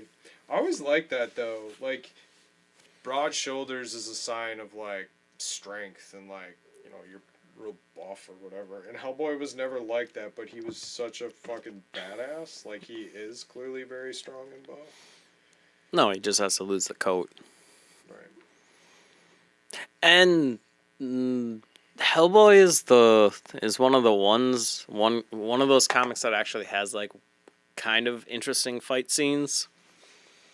Yeah, it's Like, another good example where you actually see a fight. Yeah. Yeah. There are times when Mignola's like, I'm writing this really cool story, but I want Hellboy to punch this motherfucker in the face, and I want him to just be saying like the most inane, stupid stuff, like, "Hey, you ugly jerk, that hurt." I mean, Hellboy's go-to is I'm gonna smash. Yeah. Like he is. It's almost a little bit not Hulkish, but like he does solve it with violence in most cases. Where Almost all cases. yeah, in pretty much all cases where you look at the BPRD and they're like, yeah, we got to figure out a way to fight these things without actually fighting them. But they also are like a set of badasses though too. You know? Yeah. I don't know. Hellboy was one of those things where you were like, you should read this, you should read this, you should read this, you should read this, you should read this. And I was like, yeah, I'll get around to it. And then I think I read the first one at one point and then gave it back to you. I was like, yeah, it's good. And then I never did anything. And then like years and years and years and years and years and years later, I decided the BPRD, the Frog Plague, looked cool, so I picked that up, and you're like, see, I told you, it's really good, you should read Hellboy, and I was like, yeah, I'll finish the Frog Plague, and then I, like, kind of started getting trades, but they're so expensive, like, single trades, and then the omnibuses came out, and then I was like, man, I really was missing out, because, like, this is everything I want. Alright, so I gotta go through my collection and figure out which I think are the best stories that you haven't read that you need to read, and I need to find out if they're in an omnibuy form. And then I'll be like, hey. Oh, no. I just mean, like, if it's something, like, that's just starting, like, and I can follow it in a trade and I'm not, like, trying to catch up, but, like, when you go to the comic shop on a budget and, like, you can blow your budget on 4 of those Dark Horse trades, or you can get like a whole shit ton of stuff if you don't buy those Dark Horse trades. Because I'm not saying I don't like Dark Horse, because clearly the manga, the Hellsing manga thing is super freaking cool. Like, that's a lot of content. Even if we paid full price at $50, like, that's a lot of content there, right? Like, hypothetically, I think it would be the exact same, because I think those trades went for 12. Okay. Either way. But you look at, like... But you get a bookmark built the in. Seed, yeah. I mean, that's the thing. And it looks like a Bible. If you look at Seed of Destruction, I mean, that's like a $20 book, and it's like 4 issues, maybe. Yeah. So I get it. Like, you're probably right around that price point. But then I'm like, I can get all these Hellblazer stories for $20, like a really thick book, or I can get this for $20, double the content. You know, like, I understand, like, when I think Dark Horse, I think, like, a very prestige Quality. piece, right? They got the thick, glossy paper. They're solid books. Like, these omnibuses, even though they're softcover, are really nice. Like, they do a great job with their publishing. But I can't see paying all that money. That was like the Plague of Frogs. Like, that's a good deal too. $30 for like all of that, or pay like probably double that to get the same amount of stories. Like, when they collect things, it seems like then it's like a better price. Maybe your stuff's more collectible because you got the smaller versions. I don't know. Oh, you hooked me up with the Seed of Destruction #1, which I'm appreciative of, because my copy is like the glue in the spine came off, so the cover fell off. because I don't tear off the covers of comics. I just do that with like hardcover Hardcovers, books that I don't actually really care about. hardcover novels. You don't really do that with your comics in general. No, I try not to bend pages and any of that. I don't know, because there's I don't reverence for kind of. I guess it would be reverence, like because if you crease the pages of a comic, you're manipulating the way the light falls on the art. Where with a book, when you fold a page, it's just words and the picture is built in your mind, so it doesn't necessarily need to be viewed the same way. I agree. You would probably like whoever decided to like get the Mona Lisa and like fold it in half to put in their pocket. That person would probably be executed. Probably. Yeah. But if you take the newspaper and you fold it in half, like it doesn't matter. Not that I think. I don't know. That's just kind of how I look at books versus comics. Fair point. Like I would never ever, ever write in a comic. But I have no problem writing in a fucking book whatsoever. I'm weird about that. I know that. I'm careful with all my shit. Well, no, you like want your shit pristine. That's why you can't share books with me. I offer them. You just Yeah. don't. Well, no, I'm just like I'm gonna break the spine. You're like, no, don't break the spine. I'm like, I can't read it then. I don't know. I used to do that, and then pages fall out, and then you're missing pages, and then I don't know. I want to be able to read them over and over and over again, and I spent money on them. I don't know. It's just a thing in my head. But With comics, I get it, but with a book, you're spending books. See, books are super cheap compared to like what actually the investment you're putting in and where the actual entertainment is occurring. right, I mean, but it's anywhere from $12 to $20 for a book, which is a lot of content, a lot more content than a $12 to $20 comic book. But if I want to enjoy it again, I don't want pages hanging out of it. Yeah, but most books don't deteriorate after the first read, even if you do bend the spine and tear off the cover and fold all the pages and write your own annotations within the margins. I'm weird. I don't take notes in books. I don't know why. I do sometimes. For the most part, I remember everything I want to remember. And after that, it's not like I'm writing a paper on it or anything like that. I know I did it in college a lot. Like, if they gave us, novels and shit to read, philosophy things, different shit like that, I wrote in them, but... Well, no, that's when you had, like, your entire pack of highlighters and you, like, color-coded it. Not you necessarily, but No, like, I don't just in think I ever general. highlighted, but... Yeah, I don't know, I wrote in a lot of books then. We read that A Long Way Down or whatever, that not Bruce Hornsby, but Bruce something book. I wrote a lot in that. Oh, I guess it's just a difference in the way of doing things. I just usually have a pad of paper if I'm going to take notes, or the computer sitting on my lap. I had read a quote somewhere about how a book on a shelf that is pristine is not a book that is loved. Something equivalent to that or whatever. Fair enough. I love my books so much I don't want to wreck them. Well, no, that means you don't love them. No, I love them. No, you gotta abuse them. I love them. You gotta show that they're fucking warm. big ass bookshelf up. I'm out of room. Now I'm doing that cool thing where you have the books on the shelf and then you start a stack of the books on the edge of the shelf because you have enough edge of the shelf, and then you just bury all the books behind it. Yeah, I'm accustomed to that. Yeah, that's where I'm at right now, and that's a big fucking bookcase. Yeah. I even like rearranged the shelves to get another shelf in. Because like I got a lot of novels now, and they're shorter than the comic books, and I still can't fit everything in there.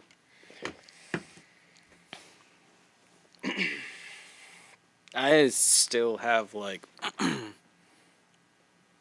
giant like Bins. 2 or 3 of those plastic bins that you get at Walmart, like the biggest bins just full of manga and other books.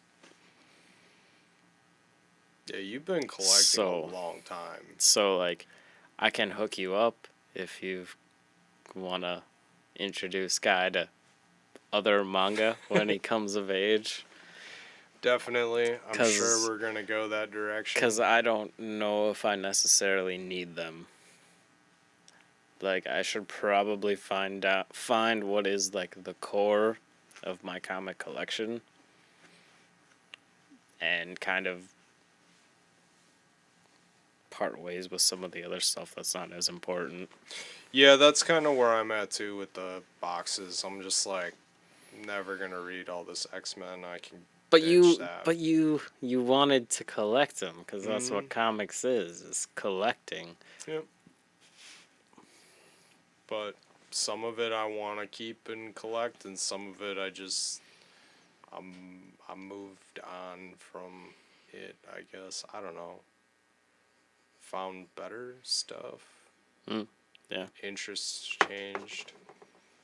Well, so what's cool about that Shonen Jump app is like I have like 20 chapters of One Piece.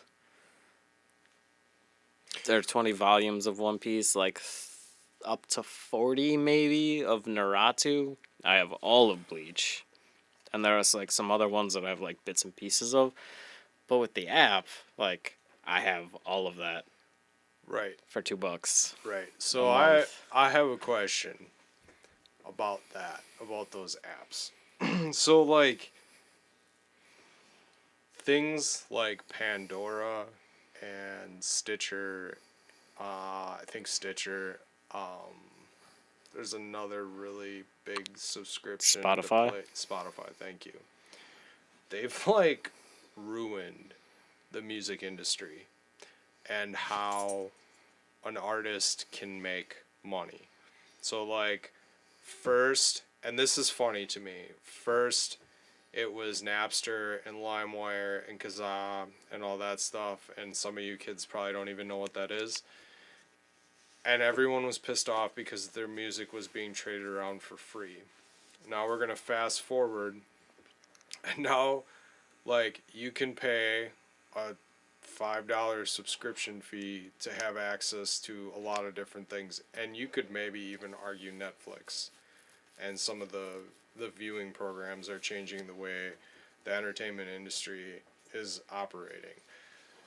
And I've heard that like subscription services like Amazon's Kindle, where you can pay $10 a month or whatever it is and read as many books as you want, is hurting authors as well, because you're not actually selling copies of the book, where you're actually making a larger margin than the percentage that you're getting from Amazon to be a part of that, call it a book club or music club or whatever it is.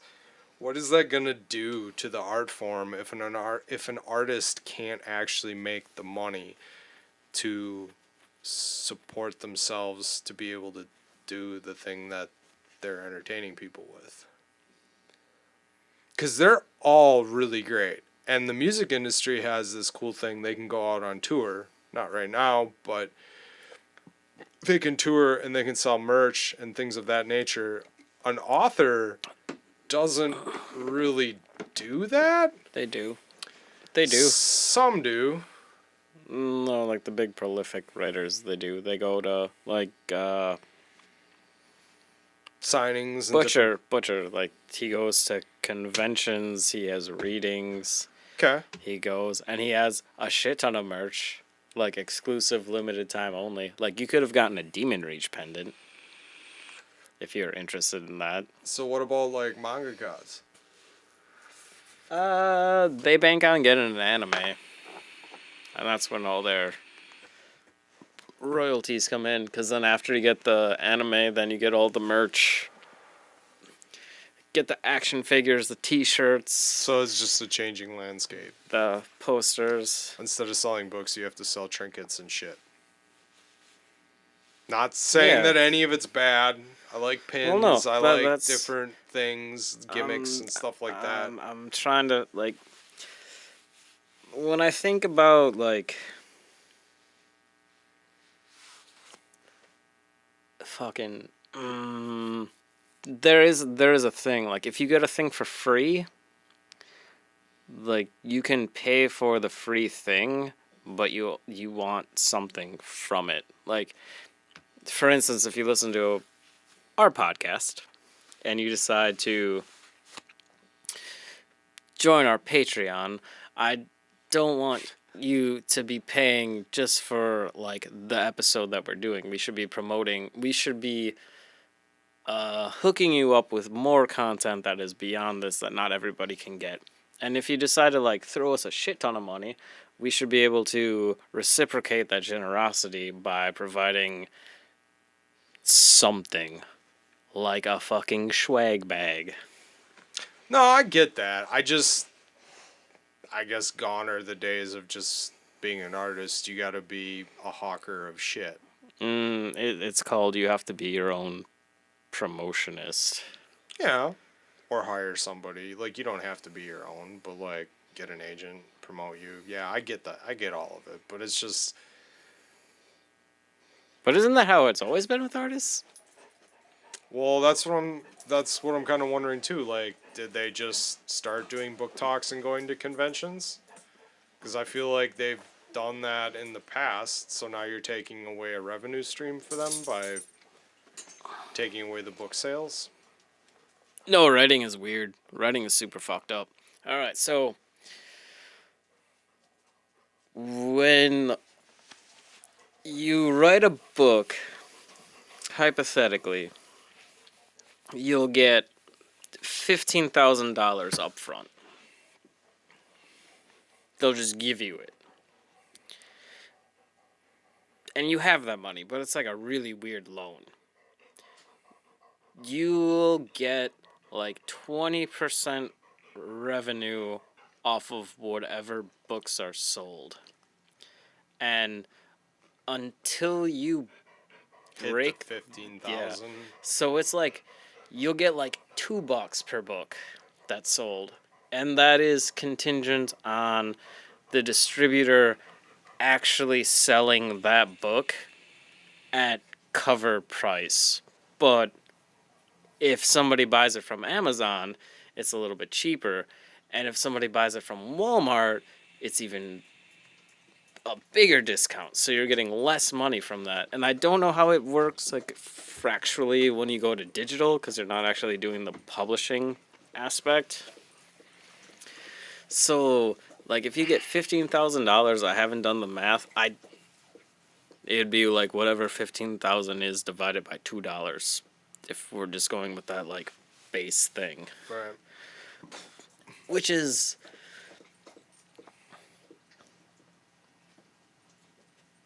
like 75,000 books you have to sell? Potentially?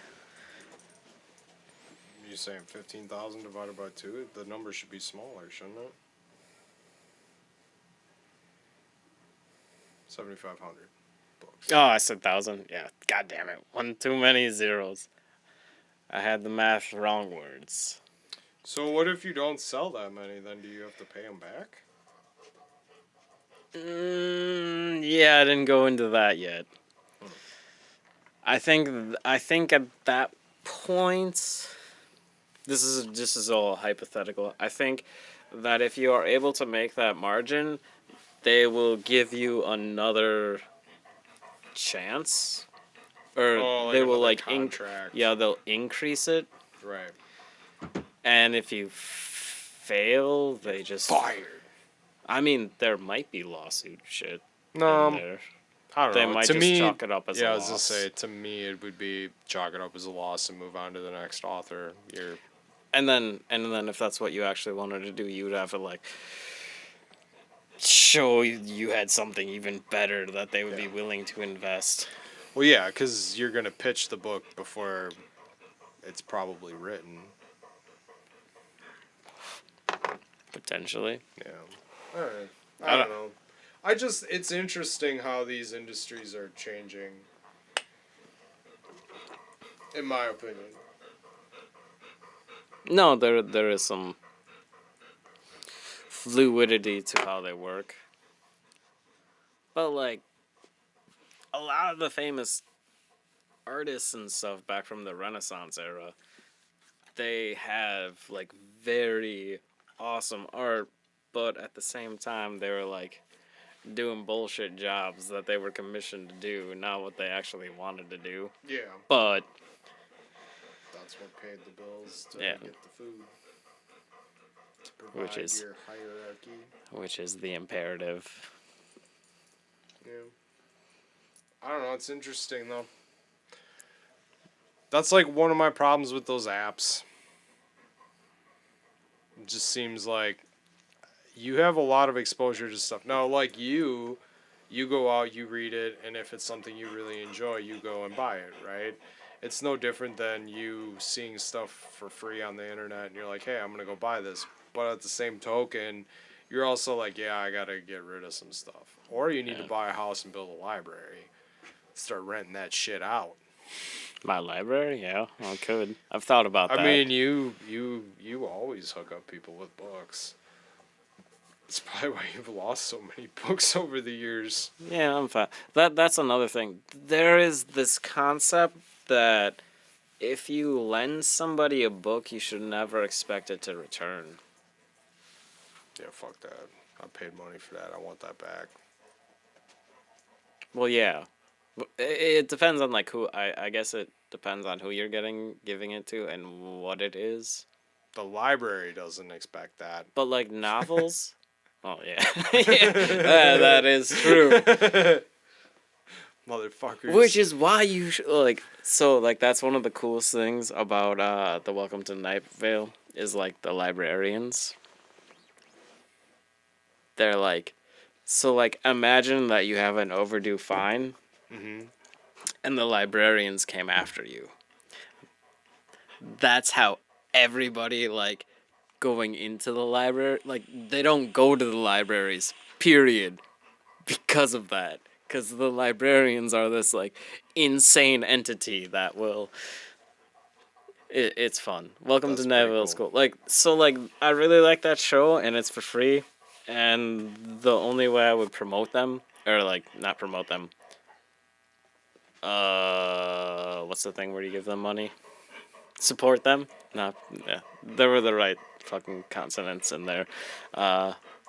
Would be to like actually buy merch, because you have to get something tangible from them, especially in that kind of media, because it's all auditory Yeah. and digital, like, and you want to support them, like you have to have like a tangible aspect of their existence in which to feel. Yeah. I mean, it's Like you- no difference than the Mysterious Universe and Right. I get that from that aspect, but like paying $2 for like all the manga you can consume just seems like the deal of a century. You know, where someone I feel like might be getting shortchanged. But then again, But it's all back. It's a lot of backlog shit too, yeah, and that $2 might only be like 1 cent if we go by the analogy with like publishing a book where they give you 15,000.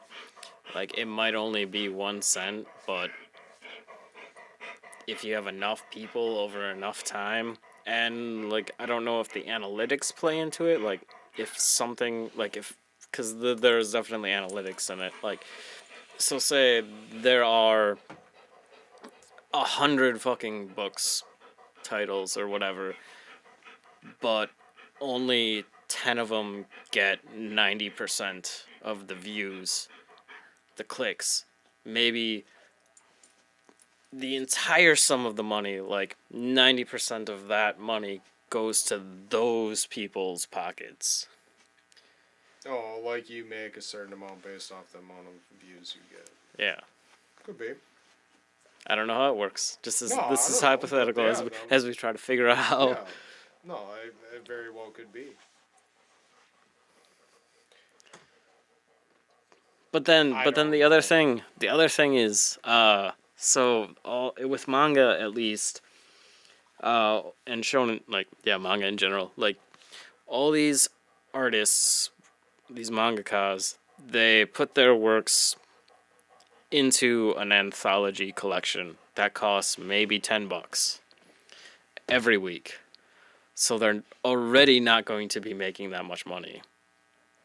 Hypothetically, like, Makes sense. I don't know how the distribution works, like within the comic book industry and like the manga industry, at all, honestly. But like, as a consumer, it is a better investment to buy like a 200-page book for $10 with 12 different stories in it, different chapters every week, as opposed to buying 2.5 floppies every week, Right. Western style. Right.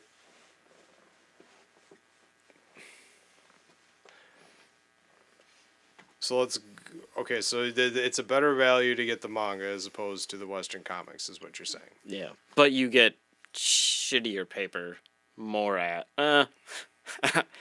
equivalent ads. Yeah. If you're going big too. So, but it also could be like, you can go, as a consumer, go to Walmart and get your stuff at a cheaper price. And pretty soon, all your choices are going to be as Walmart, or you could shop locally to support the business people in your community. Hold on, that took a turn. I gotta pee quick, and then we'll come back to that. Beer break.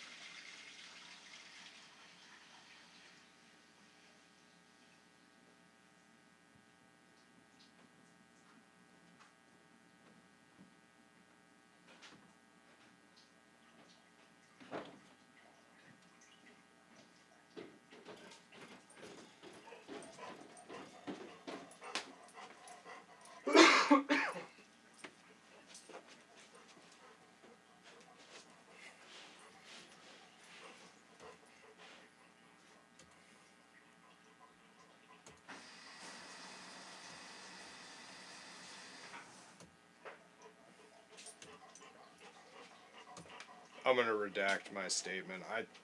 Oh, okay. I had arguments against it. Well, no, that you were talking about manga versus Western comics, not about. No, but your point was the distribution of money and the aspects of Spotify, like taking these Album sales, essentially. album sales, because yeah, shit has changed. And but did that stop people from making the same apex music that they had been making before? It's just being distributed differently. Because I always thought where those people made their actual money was at concerts. Like, it's good to get signed for a label, but the only virtue of getting signed by a label is there would be better promotion.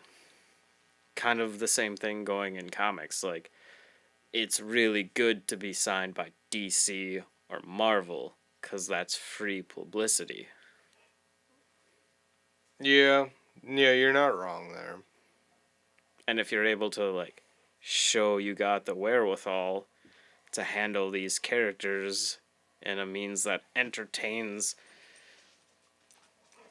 the people who are infatuated with these characters. So by being on Spotify or being on the Shonen Jump app, these people are getting more exposure where they can actually sell more of other stuff. No, Yeah. it makes sense. Well, no, that's like the disparity between like Kickstarter and being affiliated with Image or Boom or Dark Horse for those creators, because they're independents, and those three and there's other ones are like independent publishers. I guess hypothetically they're creator owned, at least it's not franchise, but that's kind of, I don't know. Maybe it's the fact that that's the way society's going, is bucking these big businesses and these big systems and doing it on their own, and you're going to, you know what I mean? but they're not Because bucking the systems. Like nobody's bucking the system. Like everyone taking starts down big off business. I mean, saying, but like but these creators saying, "Fuck you, DC. I'm done. I'm not working in this machine anymore, and I'm gonna go create what I want, and I'm gonna kickstart it, and I'm gonna prove to you I can make money on this." Because ultimately, they make the profits, right? They start the Kickstarter. They pay for all the publishing fees, whatever.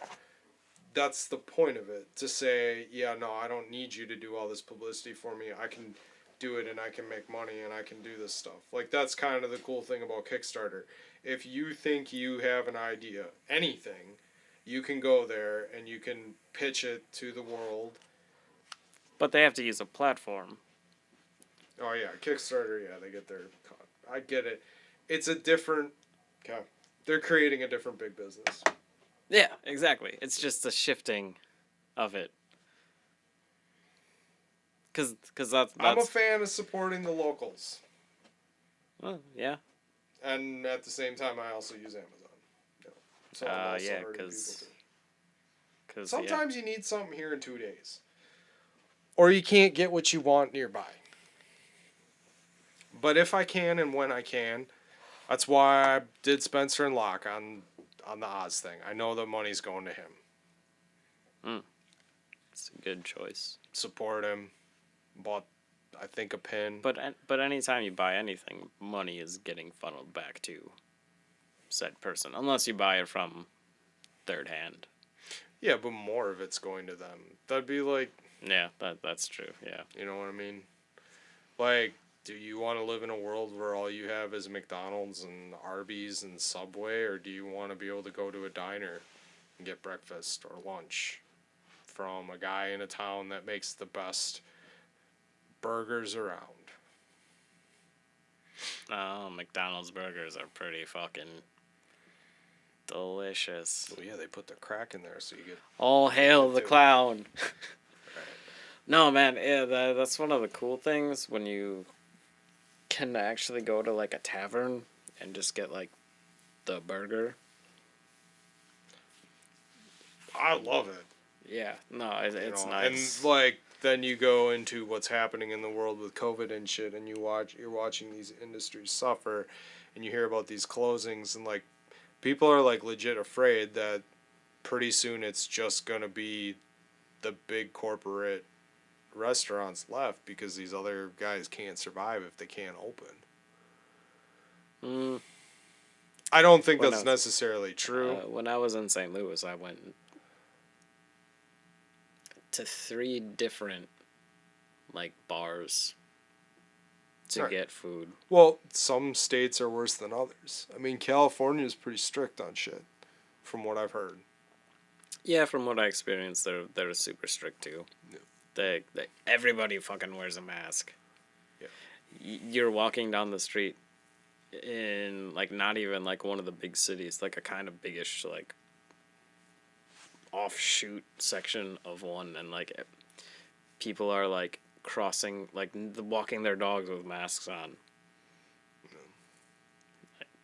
But they also had like IHOPs open for outdoor eating, no indoor eating. Right. That's the big thing out there is all outdoor.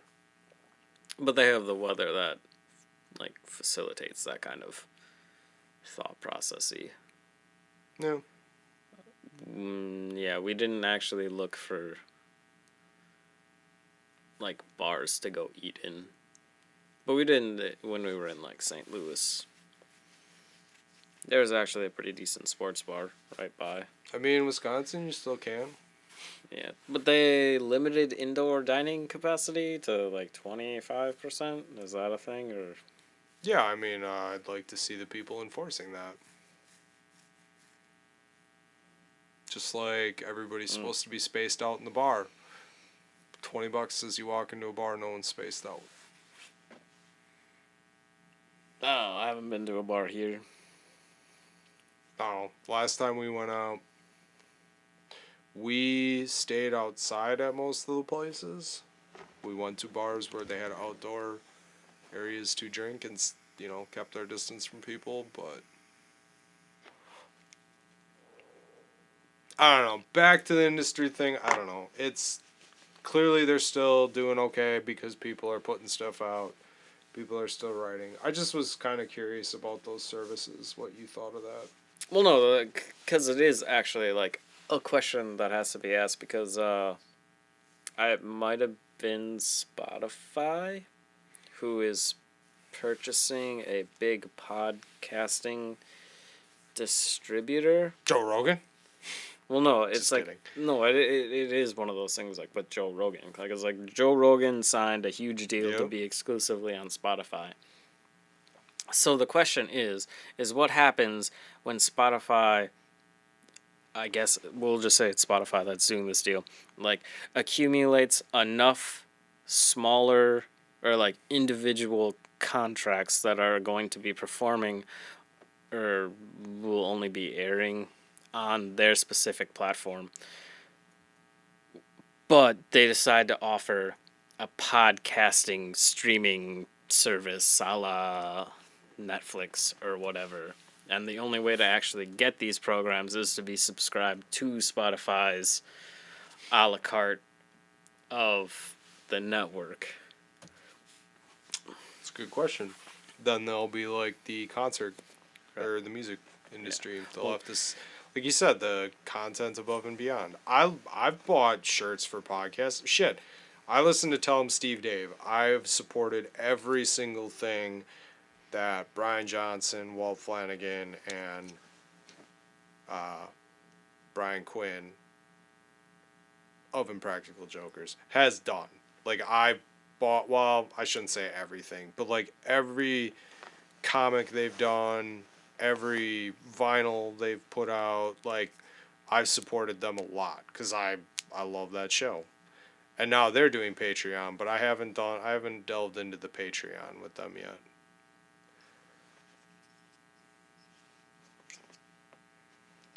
What's up? Tripping balls, man. Not enough sleep. Sorry. No, that's my own fault. All right, so because like I got 2 views things, right? Oh. So this is an aside. Sorry. And so this is like this one decided to fuck out and not work anymore. I don't know why it wouldn't charge. So I had to go get a new one. And I forgot that this one was out on the table. And I pulled this one from my pocket.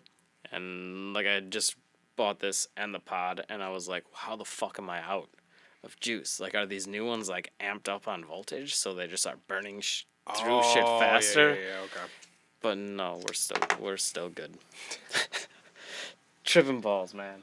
But yeah, I mean, But you support people? yeah, I've supported podcasts, but like I don't know, Patreon's this thing. Like I don't always listen to the podcast right away, or I don't have the time to follow all the content, so I don't want to make that subscription commitment.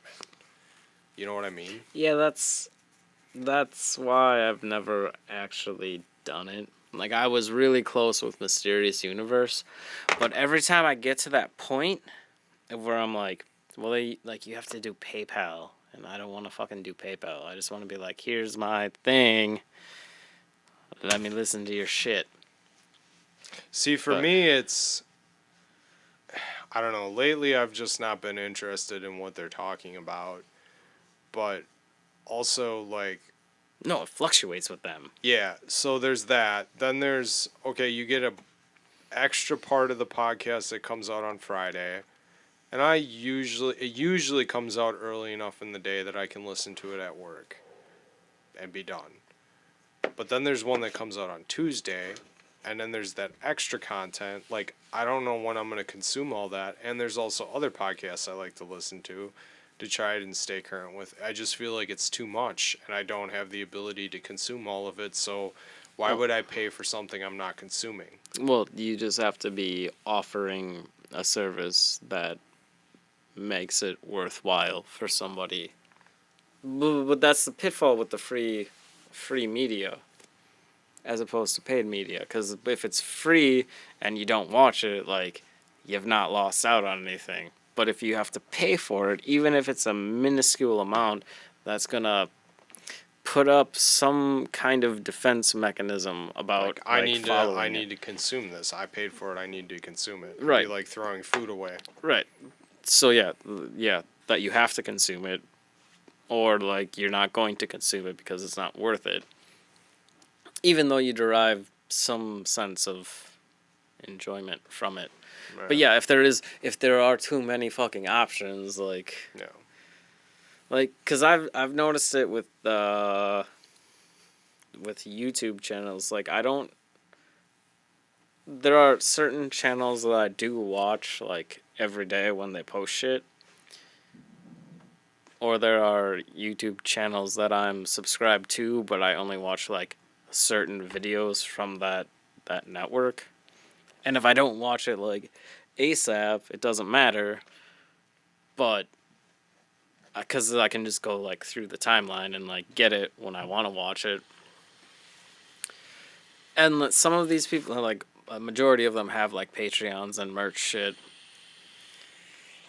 But I'm one of the. What these people want is they want the whales. Same with like mobile games. They want those people that have a shit ton of money, that actually really really like the thing. And just throw Those money at it. those zealots. And what you're trying to do is you're trying to get a couple of those people. That's like the exact same how the comic book industry works. That's why you have the variant covers, because you got the whales and you got everybody else. Dolphins, maybe? I don't know. They're Other sea there are creatures. terms, but like the majority of the money that is gained through comics are by those whales, by those people who have to own every single cover and own every single issue. They don't even have to read them. They just have to want to buy them. You have to have that incentive. That one out of 100 variant. Sounds like this podcast I listen to. They got a whole bunch of those guys on it. So then when you do like when you do a channel or whatever, you want to just get a couple of those who follow you. And it's not to be like disparaging, because those are the people who actually have great investment in a thing. And hypothetically, if it's a smaller, like not one of the major YouTube things or comics or books or music, like those are the patrons who believe you, thus Patreon, who believe in you 100%. Like regardless of how good or bad, like they want you to succeed, and they'll help facilitate that, and then hopefully you can get some other people who are willing to like just be like, yeah, it's like the tip jar, man. Yeah. It's like street performers, but now we're in the digital like. Right. Yeah, we're just busking on the internet. Yeah, it's weird. It's weird how everything has shifted. But the thing is, like you people mock like street performers kind of, but there are a shit ton of street performers on the digital roads. I think that's changed. Oh, you think so? Yeah. I think there's more respect for that type of stuff. Even though we got hustled for licenses for bucket bangers. Or at least I got hustled. Oh yeah, I think I gave them I think I gave them some money. But I'm going with that they were actually true, like they weren't grifters. Because I did have fond memories of the bucket brigades when we went to Chicago Fire games. Yeah, well, and yeah, that's a cool thing. I just didn't know they needed licenses to do it. Yeah, I never actually looked into it. Neither did I. I was like, I gave them some money. That's okay. I came back with enough money from that trip, so it wasn't a big deal. We should have asked them for weed. I was thinking about it. Oh, God. So we could set the smoke alarms off in the hotel room? No, we could have just gone outside and... Was it legal then? I don't think it was legal then. The wind would have taken it away Well, very yeah, quickly, considering how fucking... We're like, yeah, let's walk. Like, we're really close to Lake Michigan. We should walk. Nope. We should walk the 2 blocks. Didn't we walk around the block? No. Not even? No, we walked... Yeah, we walked around the block. We walked... because I don't remember what direction everything was facing. But I think we had to head north. So we were walking west around the block. And then we turned the corner to head towards wherever we needed to go. And just got buffered by like a fucking windstorm that we like could walk through, obviously. But was chilly as fuck because it was still March. And we had not brought the proper attire to actually walk there and then be in the open. Well, we were able to walk over to the convention just from inside. Yeah, which was dope. Yeah, I liked that. I'd do that again. I made life very, very easy navigating there. It was a fun time. Yeah. Hopefully they have conventions again. So, we should have gone. All right, so like I was thinking about this. So either we were really smart, or we were really stupid. Yeah, I know. Because we were really smart by not going, and we avoided getting the coronavirus and dying, or we were really stupid because we didn't go to the last convention in existence. Did they actually have it? Yeah. Oh, okay. Because that was March. That was like... Yeah, I in thought that tumultuous it was, like, time. Right, yeah. Might have been really dead. We might have gotten into the big hall. I don't think anything interesting happened, though, that I can recall. Which is weird. I don't know. I never was, like, because when we met Mark there, like, he was like, yeah, I'm at this and this and this. And I was like, are there any, like, comic book things? Like, the Batman thing I thought was cool that we went to. Oh, yeah. And the writing one was interesting as well. To me. I know you didn't like it as much, but... No, it was useful. I fucking forgot. Like, I didn't realize until, like, 2 days ago that it's November. it's the month that writing thing was derived around. Oh, I didn't know that. Yeah, it's the nano. I don't Yeah. remember the acronym, but that's like going on right now, where you like try to whip out 50,000 words to like get your nano novel out. I mean, you got an epic poem. Does that count? Not technically, because I'm not adhering to the rules, but What are the rules? like you're supposed to write. It's like 258 words every single day. And it's supposed to just be like what I've been doing, like going back and editing shit. Like you don't do that. You just like you have this idea and you just write from the beginning to the end. You don't edit it. You just whip it out, and it's gonna be trash. But you just get it out. And you have support groups and you talk about stuff, and it's a whole community thing, and at the end of it you feel like some sense of accomplishment because you went through the grind to get all these words onto the page to expel this demon that's like thumping around in your skull, and you exercised it. And then if you feel like it, you can go back and stick some wooden stakes into its carcass until you can get whatever you need out of it, is a theory. I got into weird words there. I apologize for that. No, I'm just like, can't you do that anytime though?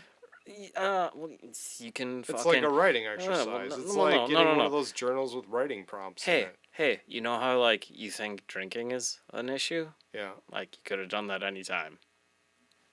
You know how like you think you should probably be healthier? Yeah. Yeah, you could do that anytime. You think you could stop smoking, stop drinking so much caffeine, start being a better person, start reading more? Like you can do those anytime you fucking decide. You know how there's like a new year where like you can make any resolution Yeah. that you want, but you could do that any time of the year. I'm But not. sometimes you need that like concrete day in which there's going to be a bunch of other people doing it Okay. too to Fair like enough. help Fair you. enough. I'm just. Cuz that's more about what it is, cuz like if you subscribe, like if you join those workshop community things, like it's a support group. So you got all these other people going through the same shit and you can talk about it and huzzah or whatever.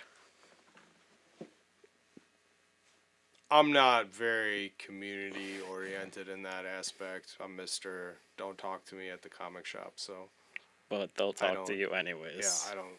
I just decide to do something, and that's what I'm gonna do.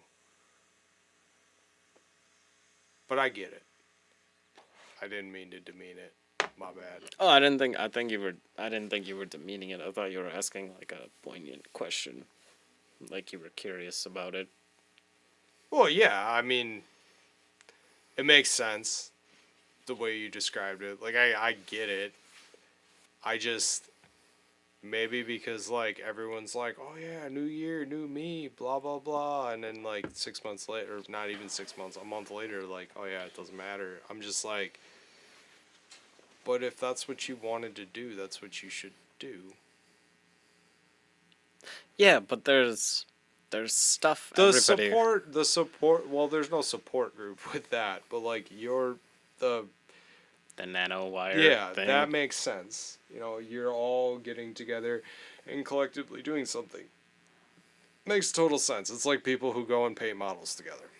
I don't need that. I'll do it myself. But you should join 9gag. 9gag. I think yeah. There are a bunch of people who post their models, their Warcraft. Like I see a bunch of Warcraft. Oh, I'm on a couple different groups on Facebook. I'm good. Oh. I Okay. don't post anything, but Well, then you're. All right. So I posted Twitter. once. Twitter is an exercise then for you. Hopefully, you will be comfortable enough to start posting your own work out there. It's not that I'm not comfortable. I just don't have anything to add to the conversation. Like I don't like showing off what I'm doing. You should take a photo of that and put it on our Twitter thing. Okay.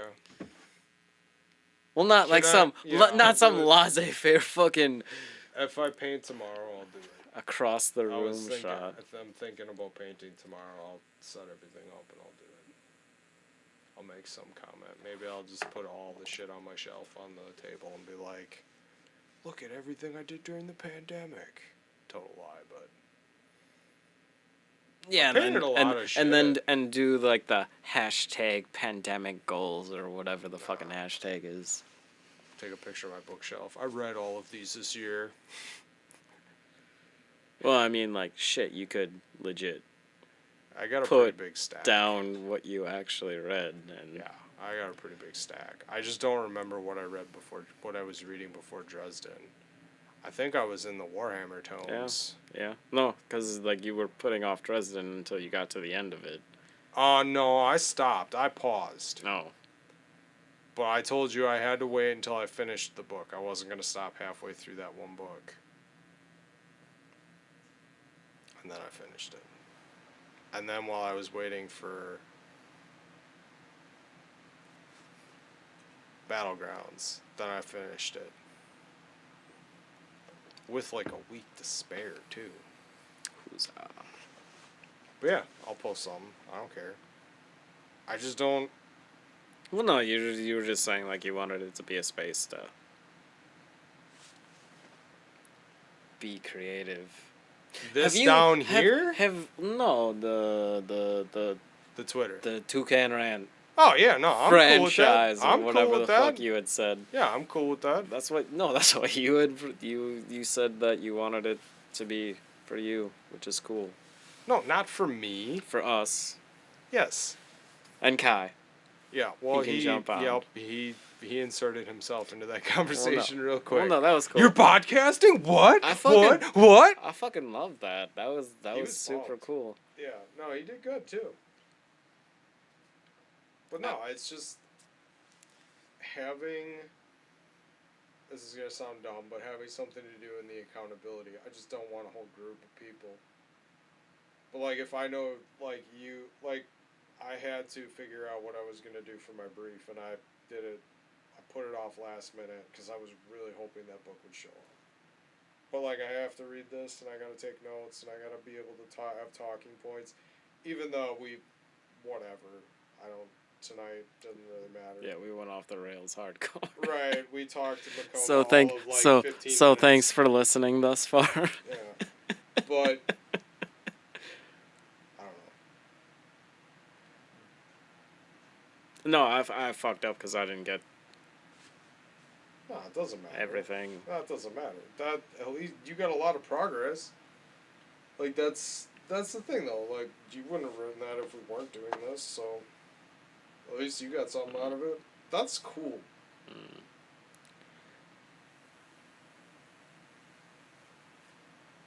Like Well, next week we've got like a fucking tome of a book to read. There's gonna Yeah. be ample shit to talk about. right, we're that'll probably be its own thing. I don't know if we should stack anything else with it. I still gotta try to finish Dune yet too with that this next week. I've been like dragging that out a bit. Actually, I shouldn't say I've been dragging it out. I've been busy reading all the stuff for this, and then my comics came, and like trying to think and write that brief. Because I had different things going, and I scrapped them. Because I'm like, this is dumb, this isn't cool, this isn't what I want, and then the perfect thing dropped on my doorstep. But yeah. Well, I don't know what you had actually written for your brief, but it seemed like you had Oh, I just made it up. You had like poignant points that you wanted to get to. Yeah. Well, no, I made it up other than I wanted to tell them what the story was about. So I like just wrote like very basic stuff. The names of the characters. The fact that he got hit by a car while reading a book. I thought that was funny. He loves Scrabble. Just different shit like that. Like, I think I'm pretty good off the cuff as far as stringing it all together. But, like, there's a difference between the notes I took the first time to the notes I take now, where it's very, like,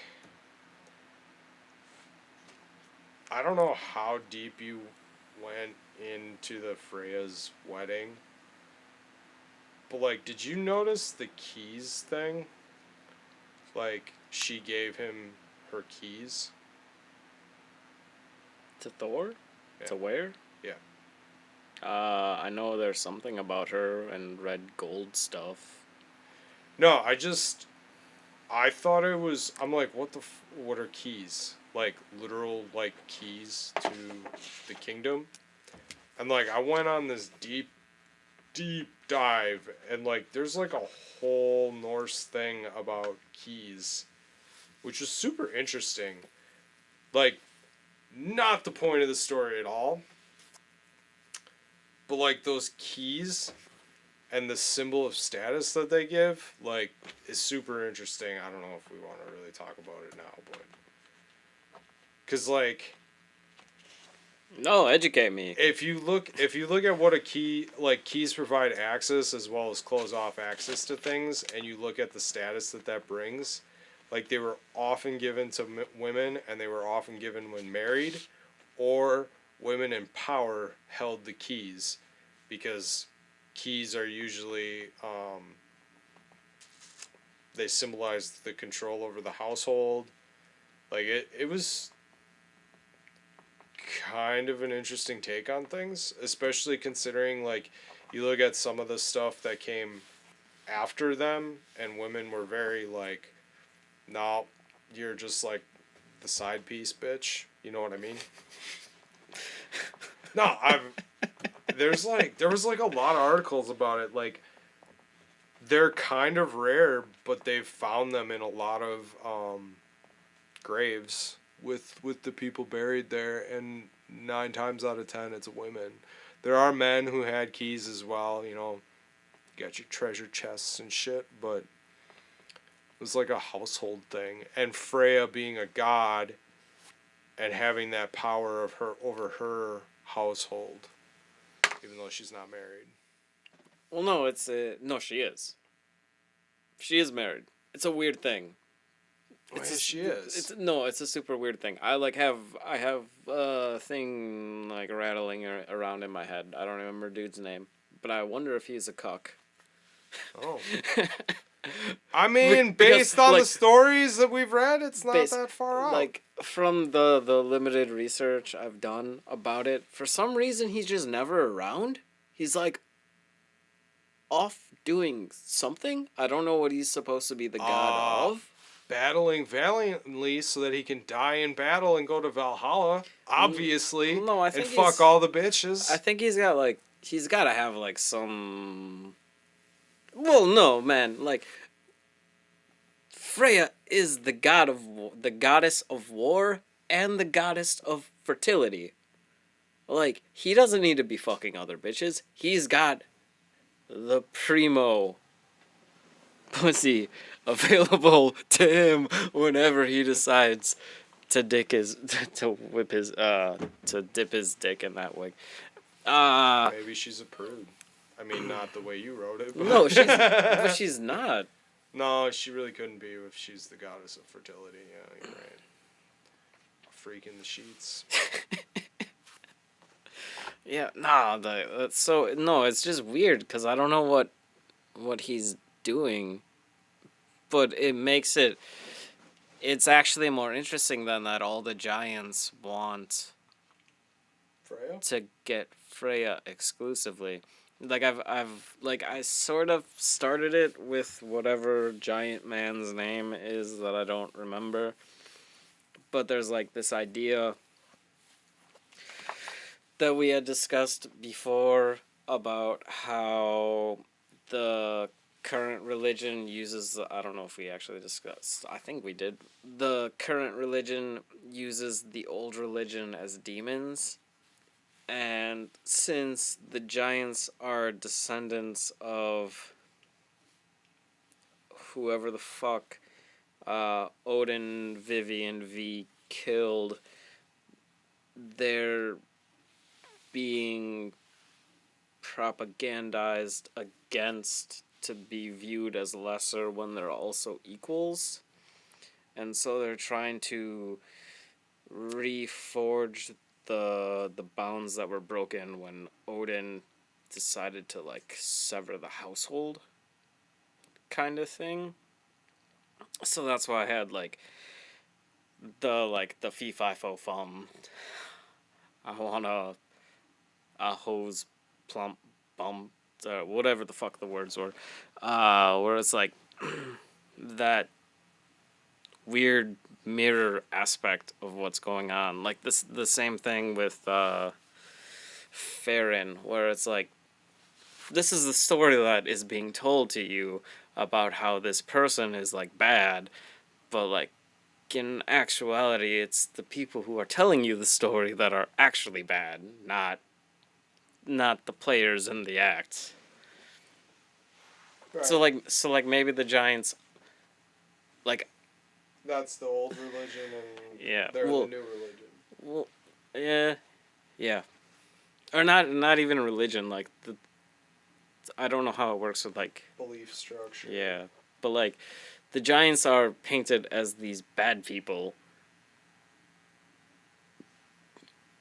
but they're only bad people because like the current head deity decided to like That they were bad. yeah to commit fratricide for some reason to create the world. Yeah.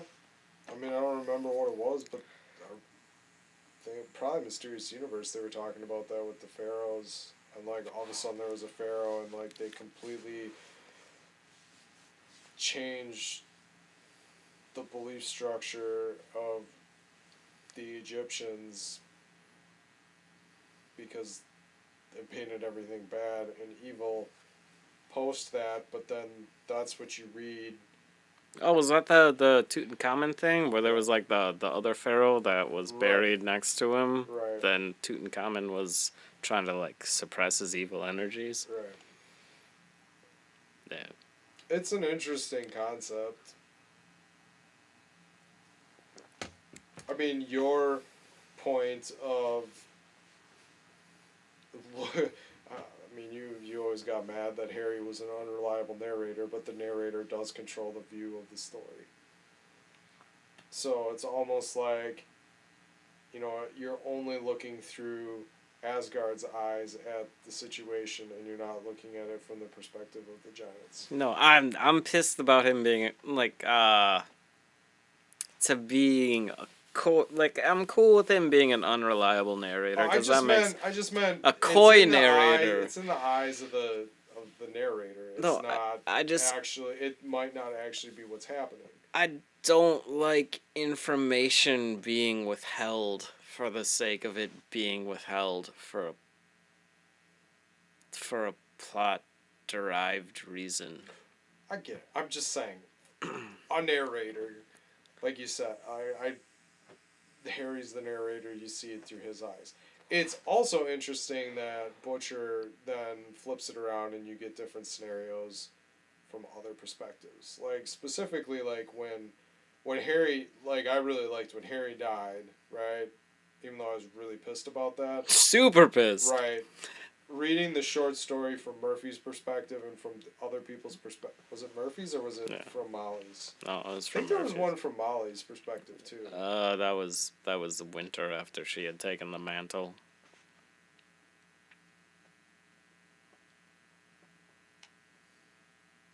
Right. No, you're right. Sorry. Yeah, I have to pretend to be the expert of Dresden. Sorry. Why? Why pretend? Because I don't know that much. Like, I've listened to podcasts about of people talking about Dresden, and, like, they know, like, shit tons of stuff I've never even considered. Doesn't not make you an expert. I don't have a PhD in Dude, Dresdenology. Dude, that's like you're... I'm not that good at painting. You're like, no, you're fantastic. And I'm like, I'm not on the internet fucking making money painting. Like, there's better people everywhere. But anyway, I don't know where. Oh, it was interesting seeing a story, like, how he played with some of those things. And you saw stories that you had already read from a different, well, that I had already read from a different perspective, because I read the books in the wrong order. Yeah, it wasn't the wrong order. You just didn't get the side stories. And I didn't either when I read it. It's just, and especially the Zoo Day. Like, that's a prime example of that. Oh, yeah. And how the same story is told 3 different ways from 3 different perspectives. Yeah. Which is super cool. And that's all I can really say. That one blew my mind. And that, I think, really drives your point home about No, took me a long time to get there. That's a really good story, because like each retelling of the same scenario adds like completely different layers. It all like snowballs and compounds onto. And you'd think by the 3rd time hearing it, you're like, yeah, I get it, but yeah. The next shift in perspective adds a completely different twist. Think of how many stories there are out there where you're like, man, it'd be cool to see that from a different perspective. Well, no, that's what's, I don't know if you've watched the Cobra Kai thing. No. But that's, like, you've seen Karate Kid, right? Maybe, I think so. I don't remember. It was a long time ago. I remember wax on, wax off. Okay, so you're cognizant of, like, the basic... Mr. Miyagi? Yeah, you're cognizant of, like, the basic story, at least. In that story... Wow. I don't remember the dude's name. The Karate Kid. Something san. Karate Kid. The Karate Kid. Like, he's the hero of the story, right? Mm-hmm. And in Cobra Kai they flip it? Yeah. I think I've heard that, yeah. Well, he's not really, like, Daniel-san. Yeah, Daniel-san isn't necessarily the bad guy, but from the protagonist's point of view, the guy who got... Kicked in the face. Yeah, which is an illegal maneuver, which is interesting that was allowed to fly. Is that right? He got kicked in the face? Yeah, Remember more than I thought. that was one of the rules of the tournament. So like, you're not allowed to kick anybody in the face, he fell on hard times, and he's like trying to like build himself back up, and he like kicks the shit out of some like punks that are like who are doing like bad stuff to like some random person that he met, and he ends up like taking that kid who's a misfit, and he like helps train him in the Cobra Kai way to be like a better person, and shit gets kind of weird. And there's like, the guy has a son, and it like they've been disconnected because him and his wife, the mother of this kid, like they separated, and like she's got issues, but like, so it's a D word, disorganized existence. But he's not necessarily a bad guy. He's like more human.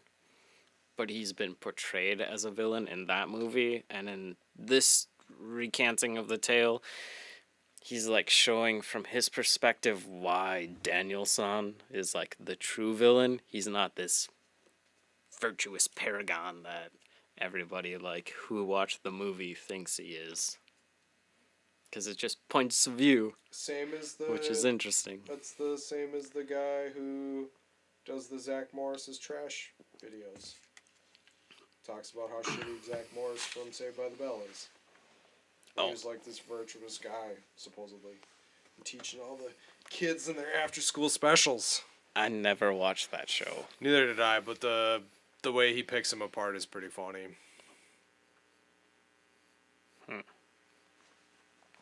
Saved by the Bell. They did a reunion of it, maybe? Oh, yeah, they did. And Screech wasn't on there because he's in jail. Oh, yeah, because stabbing a guy. In Wisconsin. Right? In Milwaukee. Yeah, he lives, yeah. Yeah. That's cool. Bar fight.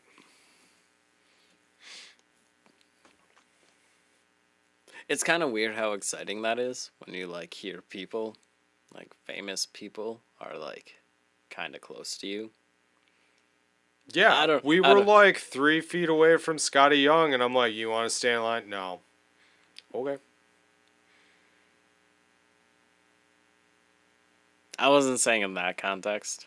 Oh, okay. I'm saying like, so like there are some people on YouTube who they're like, oh yeah, I live in Milwaukee. I'm like, holy fuck. Yeah. I live super close to Milwaukee too. When I listen to Kevin and Bean, which is like an LA radio morning talk show, was LA radio, like I would like get all giddy when they talk about Wisconsin and listen to them butcher names. Like they talked about a story that happened in Manitowoc. They talked about Green Bay. They talked about I think it was Waukesha. It was a W city. But like listening to that guy pronounce it was fucking hilarious. Oh, but at the same time, like it's weird. I don't necessarily have pride in Wisconsin like some people do. But like especially with like all the like when the COVID shit was raging and we had some election and everyone was like, "Oh, we're just gonna have everybody go to the polling places to do it anyways." This was a couple months ago, Yep. and like they were like talking about like, "What the fuck are you doing, Wisconsin?" I was like, "Ooh, shit, what are we doing? Why are we so dumb?" We don't look real great. Yeah. On the national stage, but I don't really care. I don't have any control over those choices. It's we'll see. I don't really care either, but when they bring it up, I'm like, oh shit. COVID has not affected my life that much. Anytime I could pick up food and bring it home and eat it, I did. Anytime I didn't have to go out to a bar or restaurant, I didn't. If I could stay in my house all the time, I'd be a very happy man. Like, I don't. The biggest impact this has had on me is when I go to the grocery store once a week. For a while, I couldn't get the shit I wanted, and for two, I gotta wear a mask. Other than that, I do about the same. It's fucking paradise. There are less people out. Less connotations that you're supposed to be socializing and living your life differently. For years, like, and especially when Steph didn't work second shift, like Friday night, I'd go get food and bring it home. Like, Right. that's what I did. I don't want to eat at a restaurant. I don't want to be in a loud area. Like, COVID, it's affected things I've wanted to do. I'm not going to lie. But for the most part, I'm good. Like, I've heard people at work, like the guy I work with, he's like, I can't go to church. I was like, oh, that sucks. Don't they have online church? Well, it's not the same. And I was like, no, but you can still go to church in your home. And I think it'd be cooler because you could sit in your PJs, drink your coffee. Can't bring a cup of coffee into the church. They don't got no cup holders on them pews except for the little glasses of grape juice. My head went weird there. Of all the things you could do in church while not being in church. Yeah, I mean, you could be drinking a Bloody Mary, Yeah, blasted that's- off your ass. That was like You could be smoking crack That and was- sitting in a church yeah, service. that was higher up on the number. Yeah, I mean, of my list. yeah. You could walk around naked. He The- can't see you. The bloody Only Mary was God like- can see you. And he sees you anyway. Motherfucker's got X-ray vision. I mean, I'm just like, there are people who complain about stuff. They're like, yeah, I can't go out to the bar. I was like, well, that sucks because I got beer at home. Or, you know, oh, it sucks I can't eat at the restaurant. I'm like, I don't like eating at restaurants. Like, some restaurants are fucking gross inside too, man. Like, people don't Oh. clean and like, All restaurants are gross when you get down to like the bottom line. yeah. Like that fork. How many other tongues have gone in between each of those individual But they clean them. prongs. They clean them. Right. They clean it, but So here's my question. They have to wrap all that silverware up in the paper towels, right? and somebody has to touch it to wrap it. Right. Do you think they wash their hands before they touch them to wrap it? Maybe now, but I don't think they did before. Like, there's a lot. I think this, like, very much spotlighted, like, how many germs are spread in these different public areas. And I truly, truly, truly do believe, like, a lot of this spread is from people having gatherings and potlucks and, like, those family gatherings and those big meals. It's eating, it's going to the bars and drinking. Like, those are when you're exposed. Otherwise, everyone's walking around in a mask. For the most part, there's some abstainers, fine, do what you want. But, like, for the most part, you're pretty covered. You know, people have their masks on, so they're keeping their germs to themselves, and you're keeping your mask on, so you're keeping your germs to yourself. Like, to me, it's carelessness. And then from there, you have the carelessness of the adults who are passing it to their kids, who are bringing it into the schools. And then the kids are passing it around, and then it's coming back home, and now you're getting the vice versa. Like, I'm not saying shut down, but, like, there was a good reason that bars and restaurants shouldn't be open. Flip of the coin, those businesses need to survive. So I get why they don't want to shut it down. But I loved the fact that I could order beer from restaurants and they would bring it to my house. They had drink specials. We got margaritas one time with our tacos and brought them home. Like, there's places that didn't offer takeout that are now offering takeout. So my selection just got that much bigger. You don't need fucking Uber. You just need a pandemic. Like, you know, it's just, it's kind of funny. Haircuts were a bitch. I did not like that. But I did find out what I look like with a shaved head. And I don't look half bad. So now I know I can do that in the future. Zip, zip. But other than that, I don't feel that different about the pandemic. It sucks, though. Like, I do, like, once in a while going out. The movie theater thing sucks, too. Yeah, kind of. Dune was the only thing I was actually interested in. Yeah. And Well, and that's new to me, and new news, and new disappointment for me. But yeah, that's... But the movie theater's open now again, too. I went and saw Detective Pikachu. Detective Pikachu? That was 2019, maybe? Yeah. And That was then, a fun movie. and then before that was Star Wars. The one that everybody hates. Last Jedi. Rightfully so. And then the one before that was Force Awakens. That sucked. And then before that was maybe Frozen. We saw a movie with Bill in between there. I just don't remember what we went and saw.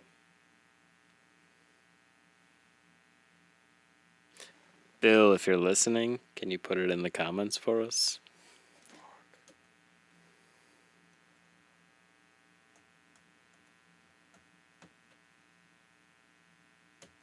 Guardians of the Galaxy? No. No. Superhero movie. Deadpool. I thought maybe Deadpool 2. Yeah. That's what it was. Yep. Which was after Frozen. Okay. I think it was before Detective Pikachu. Yeah. Alright. So that's my movie theater history. Maybe after? I don't know. I just remember asking you about Detective Pikachu if it was good, and you were like, yep, 2 thumbs up. No, it's a weird movie for a Pokemon movie. Dude, it's cool. I liked that one. It's better than the Mew Strikes Back one that Netflix did. I did not like that one. No, it was weird. Like, they didn't focus on the aspects of Pokemon that I was interested in. Maybe the next one? It did. Well, no, like it kind of did. Because when I think Pokemon, like, hypothetically, the key component of Pokemon is the hero's journey to go out and adventure, like, and to experience a whole bunch of things and to learn and develop and become a more stronger, independent individual. But That was not that. no, it wasn't that. But like when like that's the overarching story of Pokemon, and like overcoming the challenges or whatever is like the core component of the story. But when you play the game, it's the fucking mechanics. And when I went and saw the movie, I wanted to see the mechanics in action. I wanted to see Oh, battles. fucking all the cool ass battles that you could have. Especially with all the CG. Yeah. Right. Because like, when they did the whatever that stadium underground thing, like that was super cool. And then when like everybody got turned into Pokemon and like Pikachu and Mewtwo were duking it out like across a skyline, like that was fucking fantastic. How they got to that point though, in like a Pokemon story, was a little bit baffling. Like that broke some of the conceits that had been in my construct of like the Pokemon universe. It works, but at the same time, like when you're going through, it's like, okay, well that was a little bit weird. But no, like the Pokemon looked how you would expect them to look in a 3D rendered format. It was fun. It was just not necessarily the movie I was expecting it to be. Like Fair it was a little bit trippy. It wasn't a bad movie. I enjoyed it. Yeah, I liked it. I liked that better than I thought I was going to. Just like the Sonic movie, that was pretty good too. Gotta go fast. Well, that's the joys of a kid. I'm surprised he didn't tell you Happy Narwhal Days. There's a new Narwhal and Jelly book out called Happy Narwhal Days. Oh, I didn't actually know if like today was like Narwhal Day. No, and I just... it's Christmas, but narwhals. Narwhal and Jelly Christmas. He's been like, he told the lady at Quick Trip the one day, Happy Narwhal Days, and she like looked at him and was like, have a nice day.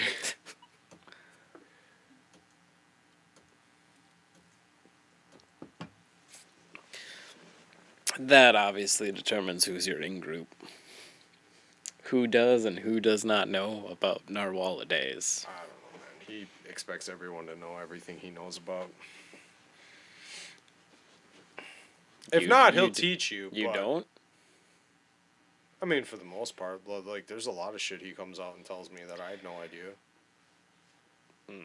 He knows, like, everything going on in Pokemon Go. I don't pay attention to it anymore. I don't know. Whenever I talk about something, I assume that you know what I'm talking about. And if you don't, I will. Not that way. It's just I will like, educate you too. I don't know. You just gotta be in his little world, I guess. No, okay. Alright. Let's call it. Call it then. It's getting late. Buenos noches. No, that's good or good night. Right? Good night? Yeah. Oh yeah, so buenos noches. Good night. Bitches. No. Sorry. But seriously, we're just two cans with two tall cans who can rant because we got two tall cans. Yeah, that's it, right? Peace out, feather fluffers. You like always look at me like. Well, no, because you look at me like. Did you get it? Did you hit it? We're just two tall cans who can rant because we got two. I think you missed the rant in there. No, I just slurred it. Oh yeah, Drinking under the table here. The sober one slurs it. Yeah. That'll happen. What about it? I'm all hopped up on Mountain Dew. Kick you in the face, Chip.